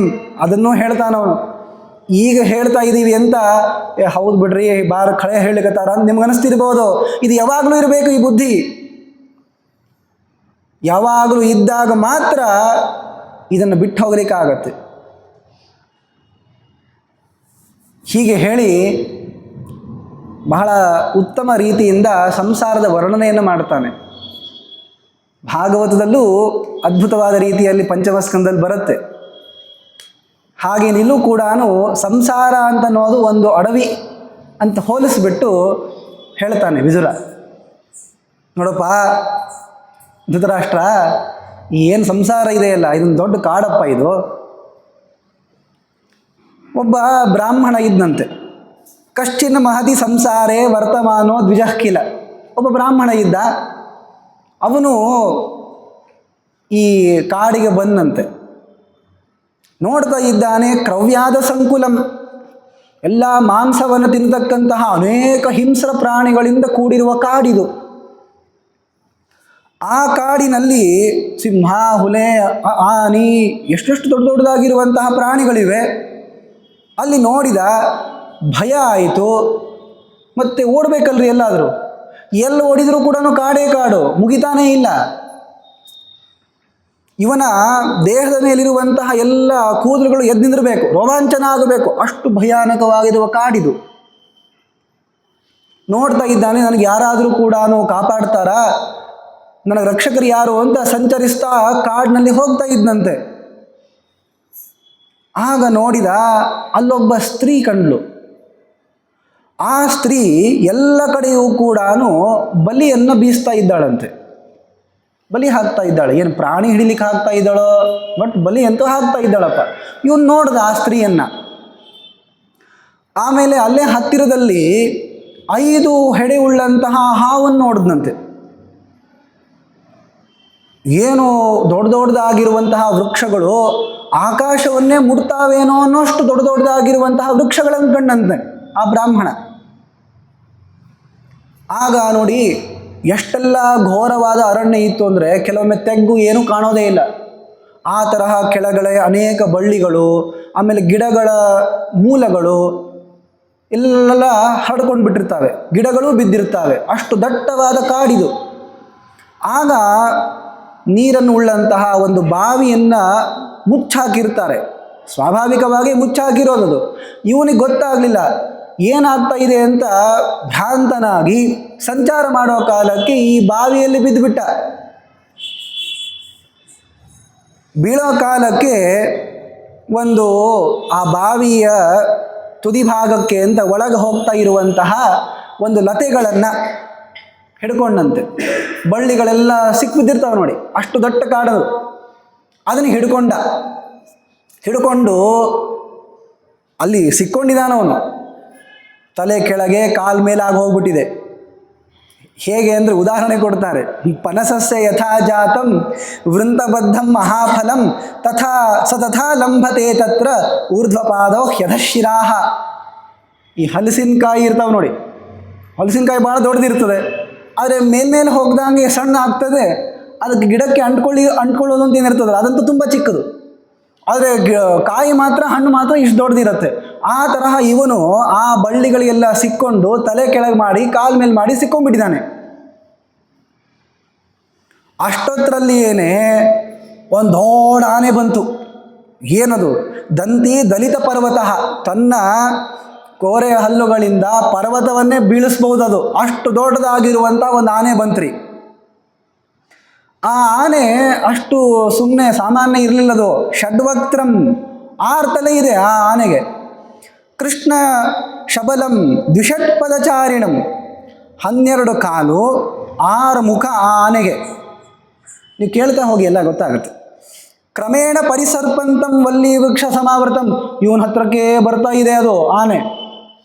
ಇವು ಒಂದು ಆನೆ 4 ಕಾಲಿಂದ ನೋಡಿದ್ರೇ ಭಯ ಆಗುತ್ತೆ ಕೆಲವೊಮ್ಮೆ. ಇದಕ್ಕೆ 6 ಮುಖಗಳು, 12 ಕಾಲುಗಳು. ಇದಕ್ಕೆ ಇಂತಹ ಆನೆ ಬರ್ತಾ ಇದೆ. ಆಮೇಲೆ ಇವನು ಯಾವ ಬಾವಿಯಲ್ಲಿ ಅರ್ಧ ಬಿದ್ದಿದ್ದಾನಲ್ಲ, ಅಂಟ್ಕೊಂಡಿದ್ದಾನಲ್ಲ, ಅಲ್ಲೊಂದು ಹಾವು ಬೇರೆ ಇದೆ. ಮತ್ತೆ ಕೂಪ ಮಧ್ಯೆ ಮಹಾನಾಗಮ ಪಶ್ಯತ ಮಹಾಬಲಂ, ಹಾವು ಬೇರೆ ಇದೆ. ಕೆಳಗೆ ಬಿದ್ದರೆ ಹಾವು ಕಚ್ಚುತ್ತೆ, ಮೇಲೋದ್ರೆ ಆನೆ ಇದೆ. ಆದರೂ ಕೂಡ ನೋಡಿ, ಏನು ಪುಣ್ಯ ಮಾಡಿದ್ನೋ ಏನೋ, ಅಲ್ಲೊಂದು ಅನೇಕ ಗಿಡಗಳು ಬೆಳೆದಿದ್ವಲ್ಲ, ಅಲ್ಲಿ ಜೇನುಹುಳ ಬಹಳ ಕಷ್ಟಪಟ್ಟು ಮಕರಂದವನ್ನು ಹೀರ್ಕೊಂಡ್ಬಿಟ್ಟು ಜೇನಿನ ಗೂಡನ್ನು ಕಟ್ಟಿವೆ ಅಂತೆ. ನಾನಾ ವರ್ಣಾಹ ಮಧುಕರಾಹ, ಭಾಳ ಚಂದಿರುವಂತಹ ಜೇನುಹುಳಗಳವು. ಆಮೇಲೆ ಘೋರ ರೂಪ ಭಯಾವಹ, ಚಂದ ಅಂತ ಹೇಳಿ ಸುಮ್ಮನೆ ಬಿಡುತ್ತಾವು, ಹತ್ತಿರ ಹೋದರೆ ಕಚ್ಚೆ ಬಿಡ್ತಾವೆ. ಆ ತರಹ ಇರುವಂತಹ ಜೇನುಗೂಡನ್ನು ನೋಡ್ದ. ಅಲ್ಲಿ ಎಷ್ಟು ಜೇನುತುಪ್ಪವನ್ನು ಅವುಗಳು ತುಂಬಿವೆ ಅಂತಂದರೆ ಸಾಲ್ತಾನೇ ಇಲ್ಲ, ಅದು ಹರಿತಾ ಇದೆ. ಸ್ವಾದೂನಿ ಯಾನಿ ಭೂತಾನಿ ಯೈರ್ಬಾಹೋ ನ ವಿತೃಪ್ಯತೆ, ಅವುಗಳು ಬೀಳ್ತಾ ಇವೆ. ಇವನಿಗೆ ಬಾಯಲ್ಲಿ ಬೀಳ್ತಾ ಇದೆ ಅದು. ಆಗ ಅಂದ್ಕೊಂಡಂತೆ, ಆಹಾ ಏನ್ರಿ, ಏನು ಜೇನುತುಪ್ಪ, ಎಷ್ಟು ಉತ್ತಮ ಇದೆ. ತಾಂ ಲಂಬಮಾನಃ ಸಪುಮಾನ್ ಧಾರಾಂ ಪಿಬತಿ ಸರ್ವದಾ. ಬಾಯಿ ತೆಕ್ಕೊಂಡು ಚಲೋತ್ತಾಗಿ ಆ ಮಧುಪಾನವನ್ನು ಮಾಡ್ತಾ ಇದ್ದಾನೆ ಇಷ್ಟೆಲ್ಲ ಕಷ್ಟ ಇರೋ ಕಾಲಕ್ಕೆ. ನಚಾಸ್ಯ ತೃಷ್ಣಾ ವಿರತ. ಕೆಳಗೆ ಹೋದರೆ ಸಾಯ್ತೀನಿ, ಮೇಲೆ ಹೋದರೆ ಸಾಯ್ತೀನಿ, ಆ ಹುಳಗಳೇ ಕಚ್ಚಿದ್ರೂ ಸತ್ತೋಗ್ಬಿಡ್ತೀನಿ ಅಂತನೋ ಭಯ ಇದ್ದರೂ ಇಲ್ಲಿ ಮಧುಪಾನ ಆಗ್ತಾ ಇದೆ, ಜೇನುತುಪ್ಪ ಸಿಕ್ತಲ್ಲ ಅಷ್ಟರಿಂದಲೇನೇ ಬದುಕಬೇಕು ಅನ್ನುವಂತಹ ಆಸೆ ಇದೆ. ಅವನಿಗೆ ವೈರಾಗ್ಯ ಬರಲಿಲ್ಲ. ಹೀಗೆ ಸತತವಾಗಿ ನನ್ನ ಬಾಯಲ್ಲಿ ಜೇನುತುಪ್ಪ ಬೀಳ್ತಾ ಇರತ್ತೆ ಅಂತ ಅಂದ್ಕೊಂಡ ಅವನು. ಅಭೀಪ್ಸದಿಶತಾಂ ನಿತ್ಯಂ ಅತೃಪ್ತಶ್ಚ ಪುನಃ ಪುನಃ. ತೃಪ್ತಿನೇ ಇಲ್ಲ, ಇನ್ನೂ ಬೇಕು, ಇನ್ನೂ ಬಾಯಲ್ಲಿ ಬೀಳಲಿ. ನಚಾಸ್ಯ ಜೀವಿತೆ ರಾಜನ್ ನಿರ್ವೇದ ಸಮಜಾಯತ. ವೈರಾಗ್ಯ ಬರಲೇ ಇಲ್ಲ. ಸಾಲದಕ್ಕೆ ಇಷ್ಟೇ ಇದ್ದರೆ ಮುಗಿದು ಹೋಗ್ಬಿಡ್ತದ ಆ ಕಥೆ. ಇವನು ಯಾವ ಆ ಮೂಲಗಳಿಗೆ ಬಳ್ಳಿಗಳಿಗೆ ಸಿಕ್ಕೊಂಡು ಬಿದ್ದಿದಾನಲ್ಲ, ಆ ಬಳ್ಳಿಗಳನ್ನು ಕಚ್ಚಲಿಕ್ಕೆ ಅಂತ ಕಪ್ಪು ಬಿಳಿಯಾಗಿರುವಂತಹ ಇಲಿಗಳು ಬರ್ತಾ ಇವೆ. ಕೃಷ್ಣಾಶ್ಚ ಶ್ವೇತಾಶ್ಚ ತಂ ವೃಕ್ಷಂ ನಿಕೃಂತತಿ ಸ್ಮ ಮೂಷಿಕಾ. ಆ ವೃಕ್ಷ ಏನಿದೆ ಅಲ್ಲ, ಆ ವೃಕ್ಷವನ್ನು ಕಚ್ಚಲಿಕ್ಕೆ ಅಂತ ಬರ್ತಾ ಇವೆ. ಏನು ಮಾಡೋದು? ಕೂಪಾದಹಸ್ತ ನಾಗೇನ ಪಿನಾಹೆ ಕುಂಜರೇಣ ಚ ವೃಕ್ಷ ಪ್ರಪಾದಾಚ ಭಯಂ. ಈ ಎಲ್ಲ ಇಲಿಗಳು ಆ ದೊಡ್ಡ ಏನು ವೃಕ್ಷ ಇದೆಯಲ್ಲ, ಯಾವುದರ ಮೇಲೆ ಈ ಮಧುಕರಗಳು ಕುತ್ಕೊಂಡಿವೆ ಅವುಗಳನ್ನು ಕಚ್ತಾ ಇವೆ. ಯಾವಾಗ ವೃಕ್ಷ ನನ್ನ ತಲೆ ಮೇಲೆ ಬೀಳುತ್ತೋ ಗೊತ್ತಿಲ್ಲ, ಯಾವಾಗ ಸರ್ಪ ನಾನು ಕೆಳಗೆ ಬಿದ್ದು ಕಚ್ಕೊಂಡು ಸಾಯ್ತೀನೋ ಗೊತ್ತಿಲ್ಲ. ಆನೆ ಮೇಲೆ ಹೋದರೆ ಅದು ಘೋರವಾದ ಆನೆ ಅಪ್ಪ, ಅದನ್ನು ಬಿಡುತ್ತಾ? ಎಷ್ಟಿದ್ರೂ ಕೂಡ ಮಧುಲೋಭಾತ್ ಮಧುಕರೈಹಿ. ಜೇನುತುಪ್ಪ ಬಾಯಲ್ಲಿ ಬೀಳ್ತಾ ಇಲ್ಲ, ಆರಾಮಾಗಿದ್ದೀವ್ರಿ ಅಂತ ಇವನಿಗೆ ಸಂತೋಷ. ವೈರಾಗ್ಯವೇ ಬರಲಿಲ್ಲ. ಅಲ್ಲ, ಕೆಲವೊಂದೆಲ್ಲ ಸರಿಯಾಯಿತು. ಈ ಸಂಪೂರ್ಣ ಅರ್ಥ ಏನಾಯ್ತು ಇಲ್ಲಿ ಅಂದರೆ ಅದನ್ನು ಹೇಳ್ತಾನೆ ವಿದುರ. ನೋಡಪ್ಪ, ಏನು ಕತೆ ಹೇಳಿದೆವು ನೀನು? ಇದು ಯಾವ ದೇಶದಲ್ಲಾಗಿದ್ದು, ಯಾರಿಗಾಗಿದ್ದು, ಯಾವ ಬ್ರಾಹ್ಮಣ ಅಂದರೆ ಉಪಾಖ್ಯಾನಮಿದಂ ರಾಜನ್ ಮೋಕ್ಷವಿದ್ಭಿರುದಾಹೃತಂ. ಮೋಕ್ಷವನ್ನು ಹೇಗೆ ಪಡಿಬೇಕು ಅಂತ ತಿಳ್ಕೊಂಡಿರ್ತಾರಲ್ಲ ಜ್ಞಾನಿಗಳು, ಅವ್ರು ಹೇಳುವ ಕಥೆ ಇದು. ಇದರ ಅರ್ಥ ಹೇಳ್ತೀನಿ ಕೇಳಿ ನಿನಗೆ ಅಂತ ವಿದುರ ಹೇಳ್ತಾನೆ. ನೀನು ಯಾವ ದೊಡ್ಡದಾಗಿರುವ ಕಾಡು ಅಂತ ನಾನು ಹೇಳಿದ್ನಲ್ಲ, ಅದೇ ಈ ಸಂಸಾರಪ್ಪ. ನಾವಿರುವಂತಹ ಜಾಗ ಇದು ನೋಡಿ. ಸಂಸಾರ ಅಂದರೆ ಏನೋ ಬೇರೆ ಇರಲ್ಲ, ಇದುವೇ ಈ ಸ್ವರ್ಗ ನರಕ ಭೂಮಿ ಇಲ್ಲೇ ಸಂಚಾರ ಮಾಡ್ಕೊಂಡಿರ್ತೀವಲ್ಲ, ಇದನ್ನೇ ಸಂಸಾರ ಅಂತ ಕರೆಯೋದು. ಮತ್ತೆ ಈ ಸಂಸಾರ ಅಂದರೆ ಪ್ರತ್ಯೇಕ ಊರಿರತ್ರಿ, ನಾವೇನಲ್ಲಿ ಹೋಗಿಲ್ಲಲ್ಲ ಅಂತ ಅಂದ್ಕೊಳ್ಬೇಡಿ. ಮತ್ತೆ ನಾವು ಏನಿದ್ದೀವಿ ಈಗ ಸಂಸಾರದಲ್ಲೇ ಇರೋದು. ಯತ್ರ ದುರ್ಗಂ ಹಿ ಯತ್ವೈತದ ಸಂಸಾರ ಗಹನಂ ಹಿತತ. ಈ ಸಂಸಾರ ಅನ್ನೋದೇ ದೊಡ್ಡದಾಗಿರುವಂತಹ ಕಾಡು. ಆಮೇಲೆ ಹಾವುಗಳು ಕಂಡ್ವಲ್ಲ ಅಲ್ಲಿ, ಐತಲೆ ಹಾವು ಎಲ್ಲ ಬಂದಿತ್ತಲ್ಲ, ಅವೇ ರೋಗಗಳು. ಆಮೇಲೆ ಅಲ್ಲೊಬ್ಬ ಸ್ತ್ರೀ ಬಲಿಯನ್ನು ಬೀಸ್ತಾ ಇದ್ದು ಅಂತ ಹೇಳಿದ್ವಲ್ಲ, ಆ ಸ್ತ್ರೀ ಬೇರೆ ಯಾರೂ ಅಲ್ಲ, ಜರ, ಮುಪ್ಪು. ಅಂದರೆ ಎಲ್ಲೂ ಹೋಗಲಾರ್ದಂಗೆ ಅವಳು ಹಾಕ್ತಾ ಇದ್ದಾಳೆ ಜಾಲಗಳನ್ನು. ವರ್ಣರೂಪ ವಿನಾಶಿನಿ. ಇವತ್ತು ಬಹಳ ಸುಂದರ ಅಂತಾಗಿರ್ಬೋದು, ಮನಮೋಹಕವಾಗಿರುವ ರೂಪ ಮುಖದಲ್ಲಿರ್ಬೋದು, ಮತ್ತೆ ಎಲ್ಲ ಆ ಜರ ಬಂತು ಅಂದರೆ, ಮುಪ್ಪು ಬಂತು ಅಂದರೆ ಯಾರು ಮಾತಾಡಿಸ್ತಾರೆ, ಯಾರು ಕೇಳ್ತಾರೆ, ಯಾರು ಸ್ವರೂಪವತಿ, ಯಾರು ಸ್ವರೂಪವಾನ್. ಇನ್ನು ಇವನು ಓಡ್ತಾ ಓಡ್ತಾ ಒಂದು ಕೂಪದಲ್ಲಿ ಬಿದ್ದನಲ್ಲ, ಅದು ಯಾವುದು ಅಂದರೆ ದೇಹವೇ. ಈ ದೇಹನೇ ಒಂದು ದೊಡ್ಡದಾಗಿರುವಂತಹ ಒಂದು ಬಾವಿ. ಇವನು ಕೆಳಗೆ ಒಂದು ಹಾವನ್ನು ನೋಡ್ದ ಅಂತ ಹೇಳಿದ್ವಲ್ಲ, ಅದುವೇ ಕಾಲ. ಕೆಳಗೆ ಬಿದ್ದ ಅಂದರೆ ಕಚ್ಚೆ ಬಿಡ್ತದದು. ಅಂತಕ ಸರ್ವಭೂತಾನಾಂ ದೇಹಿನಾಂ ಪ್ರಾಣಹಾರ್ಯಸವು. ಕಾಲವನ್ನು ಕಾಲನೇ ತಾನೇ ನಮ್ಮನ್ನು ನಾಶ ಮಾಡೋದು. ಅಂತಹ ಕಾಲವೇ ಆ ಸರ್ಪ. ಇನ್ನು ಇವನು ಯಾವುದು ಕಂಡುಕೊಂಡು ಕೆಳಗೆ ಬೀಳಲಾರ್ದೆ ಮೇಲಕ್ಕೂ ಹೋಗಲಾರ್ದೆ ಸ್ಥಿತಿಯನ್ನು ಪಡೆದಿದ್ನಲ್ಲ, ಅದು ಯಾವುದು ಗೊತ್ತಾ? ಪ್ರತಾನೆ ಲಂಬತೆ ಲಗ್ನ ಜೀವಿತಾಶಾ ಶರೀರಿಣಾಂ. ಬದುಕಬೇಕು ಅನ್ನುವಂತಹ ಆಶೆ. ಈ ಆಶೆ ಇದ್ದದ್ದಕ್ಕೆ ಅವನು ಈ ಶರೀರದಲ್ಲಿ ಇದ್ದಾನೆ, ಕೆಳಗೆ ಬಿದ್ದಿಲ್ಲ. ಇನ್ನು ಆನೆ ಬಂತು ನೋಡ್ರಿ, 6 ತಲೆ ಆನೆ, 12 ಕಾಲಿನ ಆನೆ ಬಂತಲ್ಲ, ಅದೇನು ಗೊತ್ತಾ ನೋಡಿ.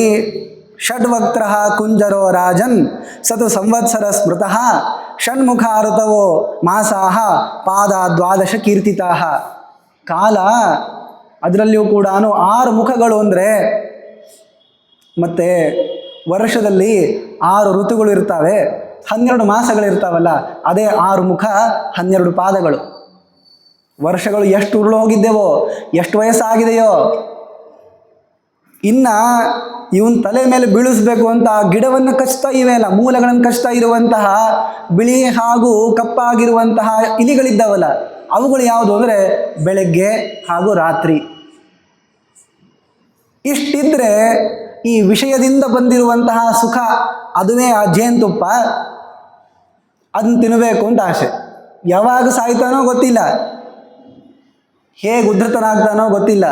ಆದರೆ ಅಷ್ಟು ಜೇನುತುಪ್ಪ ಸಿಕ್ತಲ್ರಿ, ಏನು ನಮಗೆ ಸಮಸ್ಯೆ ಇದೆ ರೀ, ಎಲ್ಲ ಆರಾಮಾಗಿದೆಯಲ್ಲ ಅಂತ ಅನ್ನೋ ತರಹ ನಾವಿರ್ತೀವಿ. ನೋಡಪ್ಪ, ಈ ತರಹ ಸಂಸಾರ ಇದೆ. ಅದಕ್ಕೆ ಧೃತರಾಷ್ಟ್ರ ಹೇಳ್ತಾನೆ, ಮತ್ತೆ ಹೆಂಗಪ್ಪ ನಮ್ಮ ಉದ್ಧಾರ ಇಂತಹ ಪರಿಸ್ಥಿತಿಯಲ್ಲಿ? ಅದಕ್ಕೆ ಹೇಳ್ತಾನೆ, ನೋಡು, ಇದಕ್ಕೆ ಒಂದೇ ಒಂದು ಉಪಾಯ ಅಂದರೆ ಭಗವಂತನಿಗೆ ಶರಣಾಗಬೇಕು. ಮೇಲ್ನೋಟಕ್ಕೆ ತುಂಬ ವರ್ಣನೆ ಬಂತು ಅಂತ ನಿಮ್ಗೆ ಅನಿಸ್ಬೋದು, ಆದರೆ ಈ ಅವಸ್ಥೆ ಎಲ್ಲರಿಗೂ ಪ್ರಾಯಶಃ ಬಂದಿರುತ್ತೆ. ನಮಗೆ ಈ ತರಹ ತಿಳಿದುಕೊಂಡು ಅರ್ಥ ಮಾಡಿಕೊಳ್ಳುವಂತಹ ಒಂದು ಶಕ್ತಿ ಇರಲ್ಲ ಅಂತ ಬೇಕಿದೆ ಅನ್ನೋಣಂತೆ. ಆದರೆ ಕಷ್ಟ ಮಾತ್ರ ಇದೆ. ಈ ಶರೀರವನ್ನು ಸಾಧನ ಅಂತ ಇಟ್ಕೊಳ್ಬೇಕು. ಇದರಿಂದ ಧರ್ಮವನ್ನು ಮಾಡ್ತಾ ಪರಮಾತ್ಮನ ಪ್ರೀತಿಯನ್ನು ಸಂಪಾದನೆಯನ್ನು ಮಾಡಿ, ಈ ಮೇಲ್ನೋಟಕ್ಕೆ ಜೇನುತುಪ್ಪ ಅಂತೇನಿದೆ, ಈ ವಿಷಯದಿಂದ ಬಂದಿರುವಂತಹ ಸುಖಗಳು, ಇವುಗಳನ್ನು ಪರಿತ್ಯಜಿಸಬೇಕು. ಇದರಿಂದ ಶಾಶ್ವತವಾಗಿರುವ ಆನಂದ ಇಲ್ಲ. ಶಾಶ್ವತವಾದ ಆನಂದ ಅನ್ನೋದು ನಮ್ಮ ಸ್ವರೂಪದಲ್ಲೇ ಇದೆ. ಅದನ್ನು ಪರಮಾತ್ಮ ಕೊಡ್ತಾನೆ. ಅದರ ಸಲುವಾಗಿ ಪ್ರಯತ್ನವನ್ನು ಮಾಡಬೇಕು, ವೈರಾಗ್ಯವನ್ನು ಸಂಪಾದನೆ ಮಾಡಬೇಕು. ಹೀಗೆ ಅವನಿಗೆ ಉಪದೇಶವನ್ನು ಮಾಡ್ತಾ ಇದ್ದಾನೆ. ಹೇಳ್ತಾನೆ, ನೋಡು, ಏನು ವೈರಾಗ್ಯ ಅಂತೇನು ಹೇಳ್ತಾ ಇದ್ದೀವಲ್ಲ, ಇದು ಹೇಗೆ ಸಿಗ್ತದ್ರಿ? ಎಲ್ಲರಿಗೂ ಬೇಕು ಅಂತ ಧಾರ್ಮಿಕರಿಗೆ ಇರತ್ತಪ್ಪ, ವೈರಾಗ್ಯ ಬರಬೇಕ್ರಿ ಅಂತ. ಏನು ಯಜ್ಞ ಮಾಡಿದರೆ ಬರ್ತದಾ? ನೈತತ್ ಕ್ರತು ಸಹಸ್ರೇಣ ನೋಪವಾಸೇನ ನಿತ್ಯಶಃ ಅಭಯಸ್ಯ ಹಿ ದಾನೇನ ಯತ್ಫಲಂ ಪ್ರಾಪ್ನುಯಾನ್ನರಃ. ನೋಡು, ಈ ವೈರಾಗ್ಯ, ಈ ತರಹದ ಬುದ್ಧಿ ಜ್ಞಾನವನ್ನು ನೂರಾರು ನಾವು ಯಜ್ಞ ಮಾಡಿಬಿಟ್ವಿ, ಸಾವಿರಾರು ಯಜ್ಞ ಮಾಡಿದ್ವಿ, ಅದಕ್ಕೆ ಬಂತು ಅಂತ ಆಗೋದಿಲ್ಲ. ನೋಪವಾಸೇನ ನಿತ್ಯಶಃ, ಉಪವಾಸ ಮಾಡಿಬಿಟ್ವಿ ಬಂತು ಅಂತಲ್ಲ ಇದು. ಅದಕ್ಕೇನು ಮಾಡಬೇಕು? ಯಾವುದರಿಂದ ಬರುತ್ತೆ? ಭೂತಗಳಲ್ಲಿ ದಯಾ ಮಾಡ್ತಿರಬೇಕು. ಆಯಾಯ ಭೂತಗಳಿಗೆ ಯಾವ್ಯಾವ ತರಹ ವರ್ತಿಸಿದರೆ ಪರಮಾತ್ಮ ಪ್ರಸನ್ನ ಆಗ್ತಾನೆ ಅಂತ ಹೇಳಿದ್ದಾರಲ್ಲ, ಆ ತರಹ ವರ್ತಿಸ್ತಾ ಇರಬೇಕು.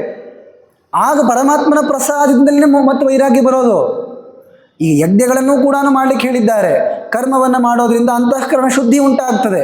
ಅಂತಃಕರಣ ಶುದ್ಧಿ ಆದ ಮೇಲೆ ಉತ್ತಮವಾಗಿರುವ ಜ್ಞಾನ ಬರ್ತದೆ.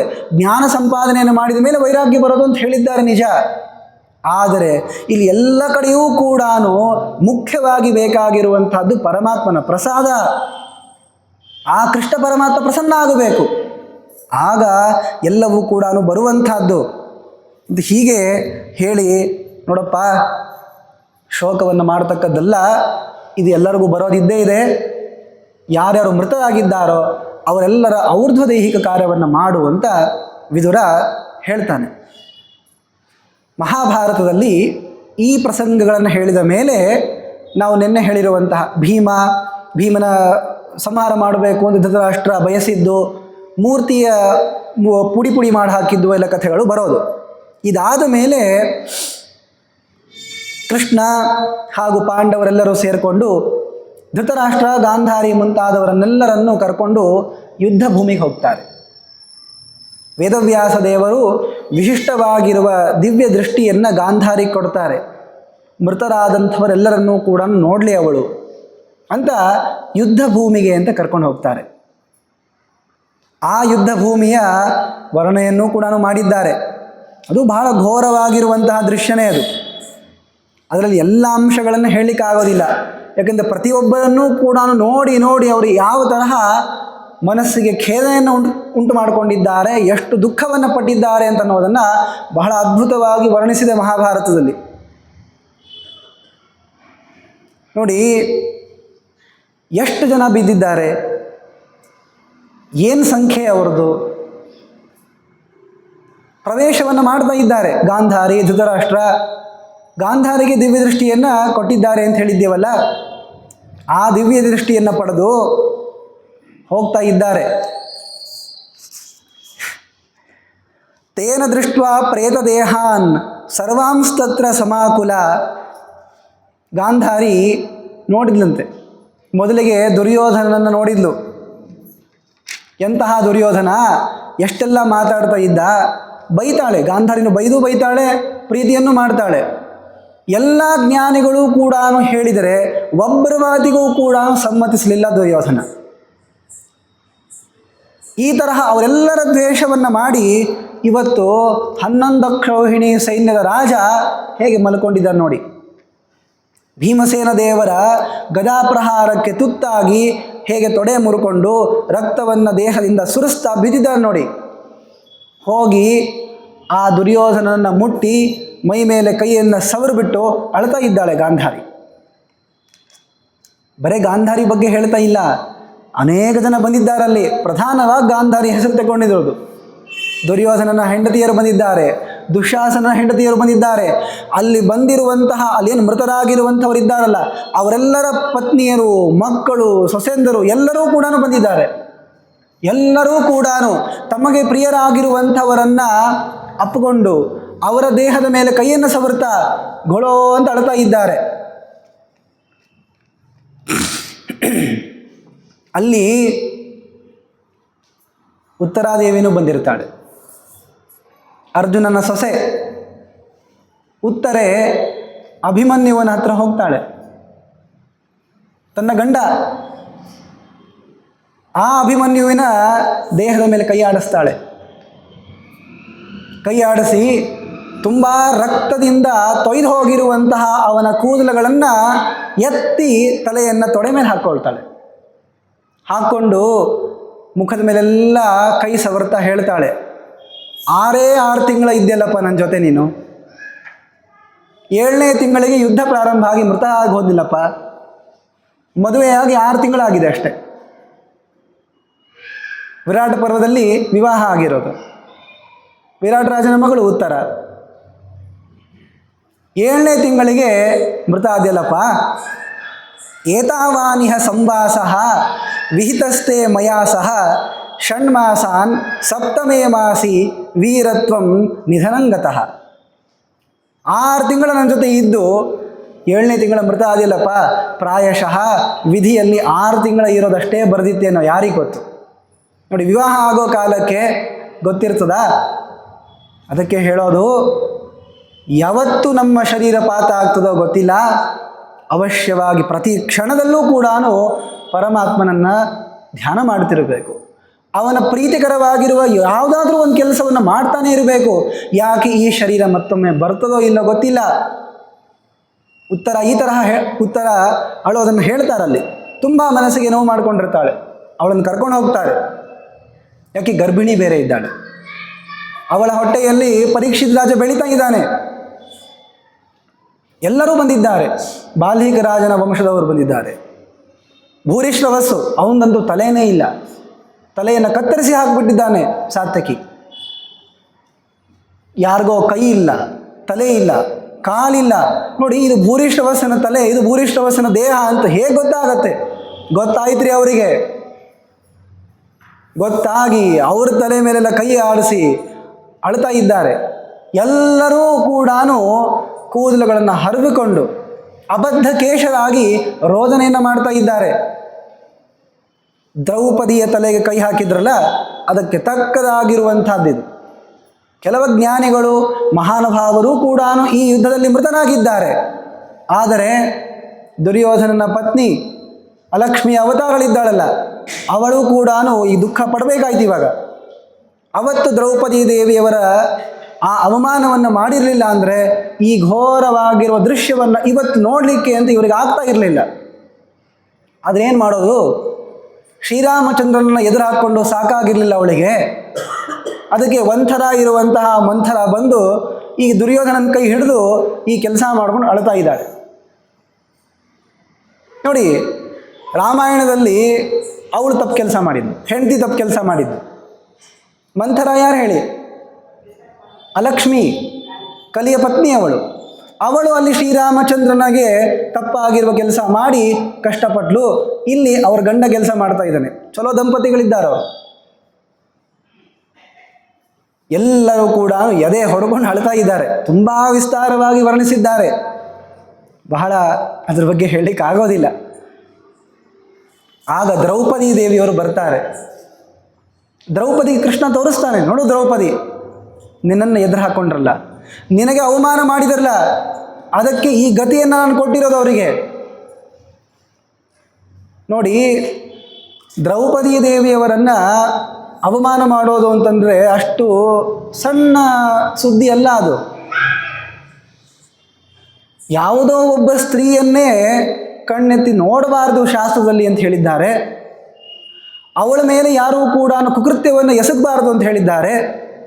ಹೀಗಿರೋ ಕಾಲಕ್ಕೆ ಜೀವೋತ್ತಮಳ ಪತ್ನಿ ಅಂತಹ ದ್ರೌಪದಿ ದೇವಿಯವರನ್ನು ಎಳ್ಕೊಂಡು ಬಂದು ಸಭೆಯಲ್ಲಿ ಅವಮಾನ ಮಾಡ್ತಾನೆ ಅಂದರೆ ಆ ದುಶ್ಯಾಸನನಿಗೆ ಎಷ್ಟು ಕೋಪ ಇರಬೇಕು. ಅದಕ್ಕೆ ಅವರು ಏನೇನು ಅವತ್ತು ಕೋಪವನ್ನು ತೋರಿಸಿದ್ರಲ್ಲ, ಅದಕ್ಕೆ ತಕ್ಕದಾಗಿರುವ ಶಾಸ್ತಿಯನ್ನು ಪರಮಾತ್ಮ ಇವತ್ತು ಮಾಡ್ತಾ ಇದ್ದಾನೆ.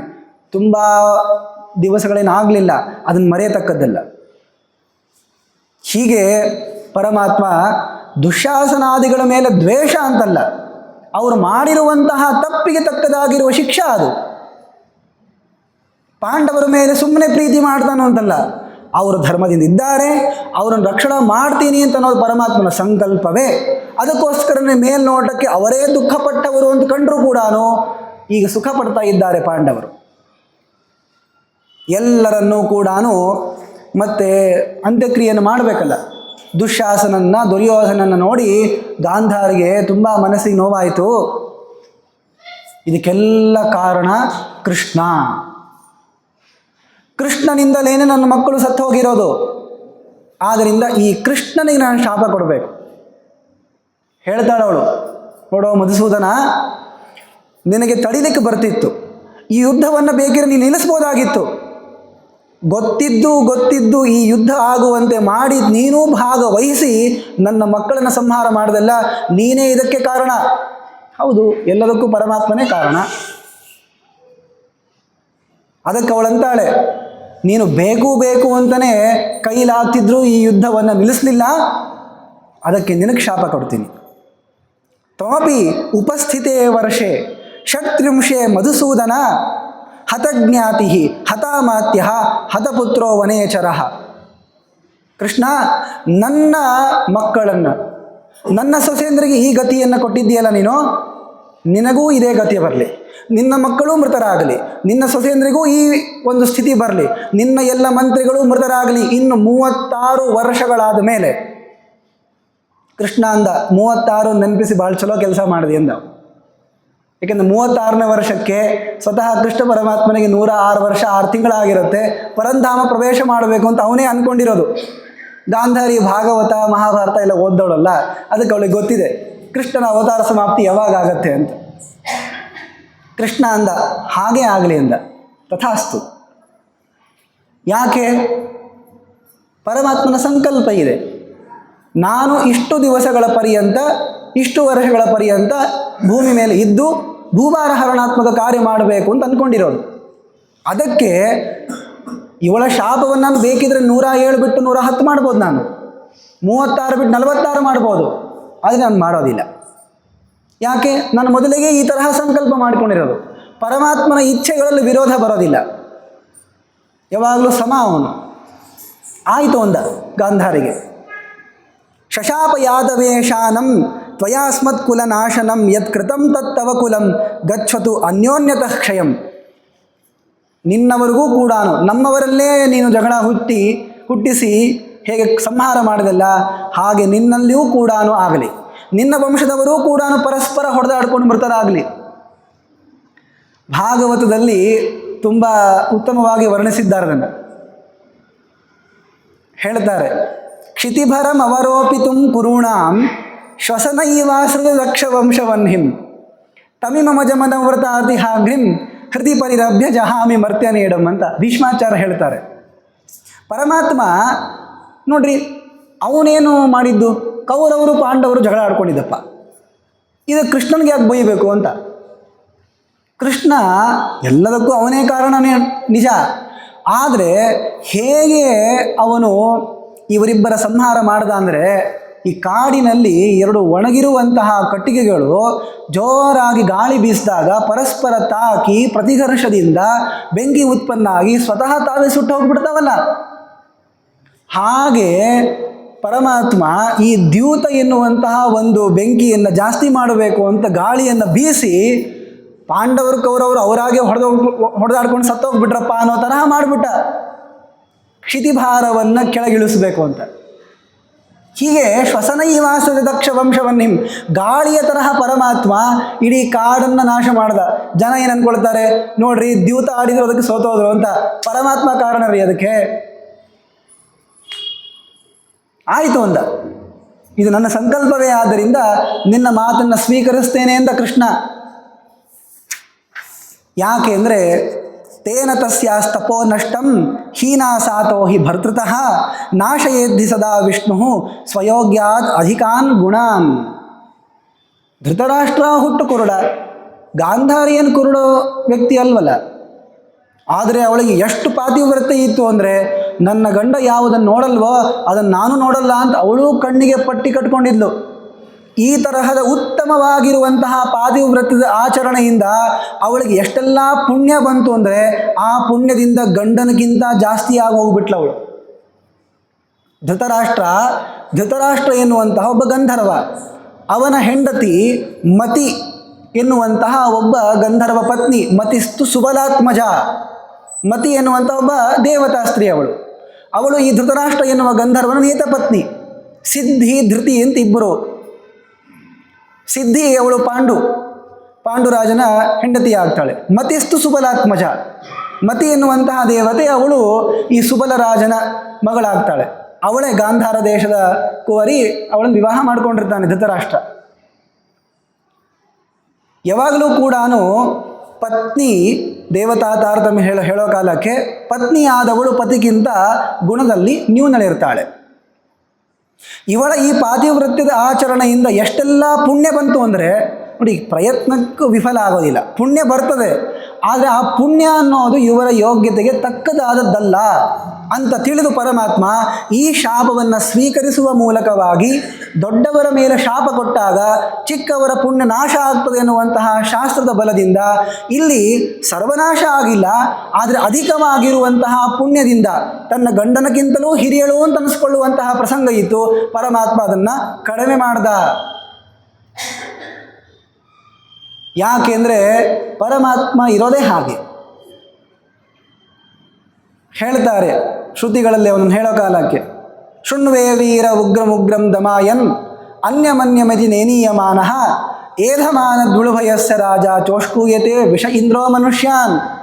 ಪರಮಾತ್ಮ ಕೆಟ್ಟವರನ್ನು ಸಂಹಾರ ಮಾಡ್ತಾನೆ, ಸಜ್ಜನರನ್ನು ಮೇಲಕ್ಕೆ ಒಯ್ತಾನೆ, ಇಲ್ಲೇ ಮತ್ತು ಸಂಸಾರದಲ್ಲಿರೋರನ್ನು ತಿರುಗಾಡಿಸ್ತಾನೆ. ಯಾರನ್ನೂ ಕೂಡ ಈ ತರಹ ಬದಲು ಮಾಡಿಬಿಡಲ್ಲ.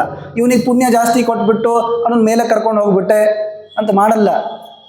ಯಾಕೆ ಅಂದರೆ ಪರಮಾತ್ಮ ಅವರವರ ಯೋಗ್ಯತೆ ಏನಿದೆಯೋ ಅದಕ್ಕೆ ತಕ್ಕದಾಗಿಯೇ ವರ್ತಿಸುವಂತೆ ತಾನು ಸ್ವತಂತ್ರನಾಗಿದ್ದರೂ ನಡ್ಕೊಳ್ತಾನೆ. ಯಾರಾದರೂ ಅಧಿಕವಾಗಿರುವಂತಹ ಪುಣ್ಯವನ್ನು ಗಳಿಸುವ ಪ್ರಸಂಗ ಬಂತು ಅಂದರೆ ಏನೋ ಅವರಿಗೆ ಕೋಪವನ್ನು ಕೊಟ್ಟೋ ಶಾಪವನ್ನು ಕೊಡೋ ಮೂಲಕವಾಗಿಯೋ ಪಾಪವನ್ನು ಪರಮಾತ್ಮ ಕಡಿಮೆ ಮಾಡಿಬಿಡ್ತಾನೆ. ಅದಕ್ಕೆ ಅವನಿಗೆ ಏಧಮಾನ ದ್ವಿಟ್ ಅಂತ ಕರೀತಾರೆ. ಇಂತಹದ್ದನ್ನು ಅನೇಕ ಬಾರಿ ಮಾಡಿದ್ದಾನೆ ಪರಮಾತ್ಮ.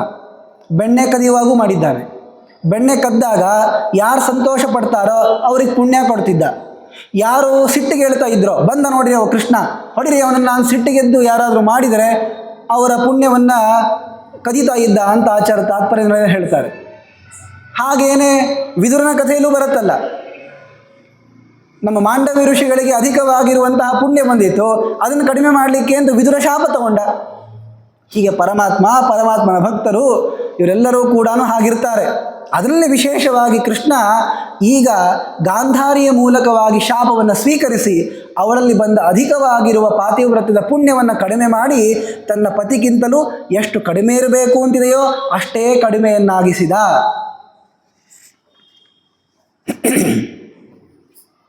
ಹೀಗೆ ಪರಮಾತ್ಮನಿಗೆ ಅವಳು ಶಾಪವನ್ನು ಕೊಟ್ಟಿದ್ದಾಳೆ. ಇತ್ತ ದ್ರೌಪದಿ ಮುಂತಾದವರೆಲ್ಲರೂ ಕೂಡ ಕೌರವರ ಪತ್ನಿಯರನ್ನು ನೋಡಿದರು.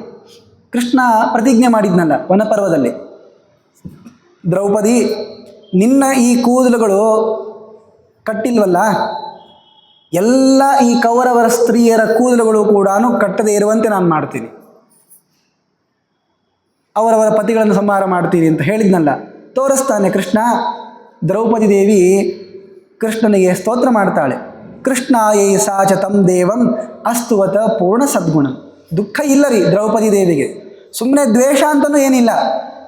ಅವಳು ವೈರಹೇತು, ಈ ಯುದ್ಧ ಎನ್ನುವಂತಹ ಕಾರ್ಯವನ್ನು ಮಾಡಲಿಕ್ಕೆ ಬಂದಿದ್ದಾರಲ್ಲ, ಅದರಲ್ಲಿ ಮುಖ್ಯಪ್ರಾಣ ಹಾಗೂ ಭಾರತೀ ದೇವಿಯವರ ಕೆಲಸಗಳೇ ಇವು.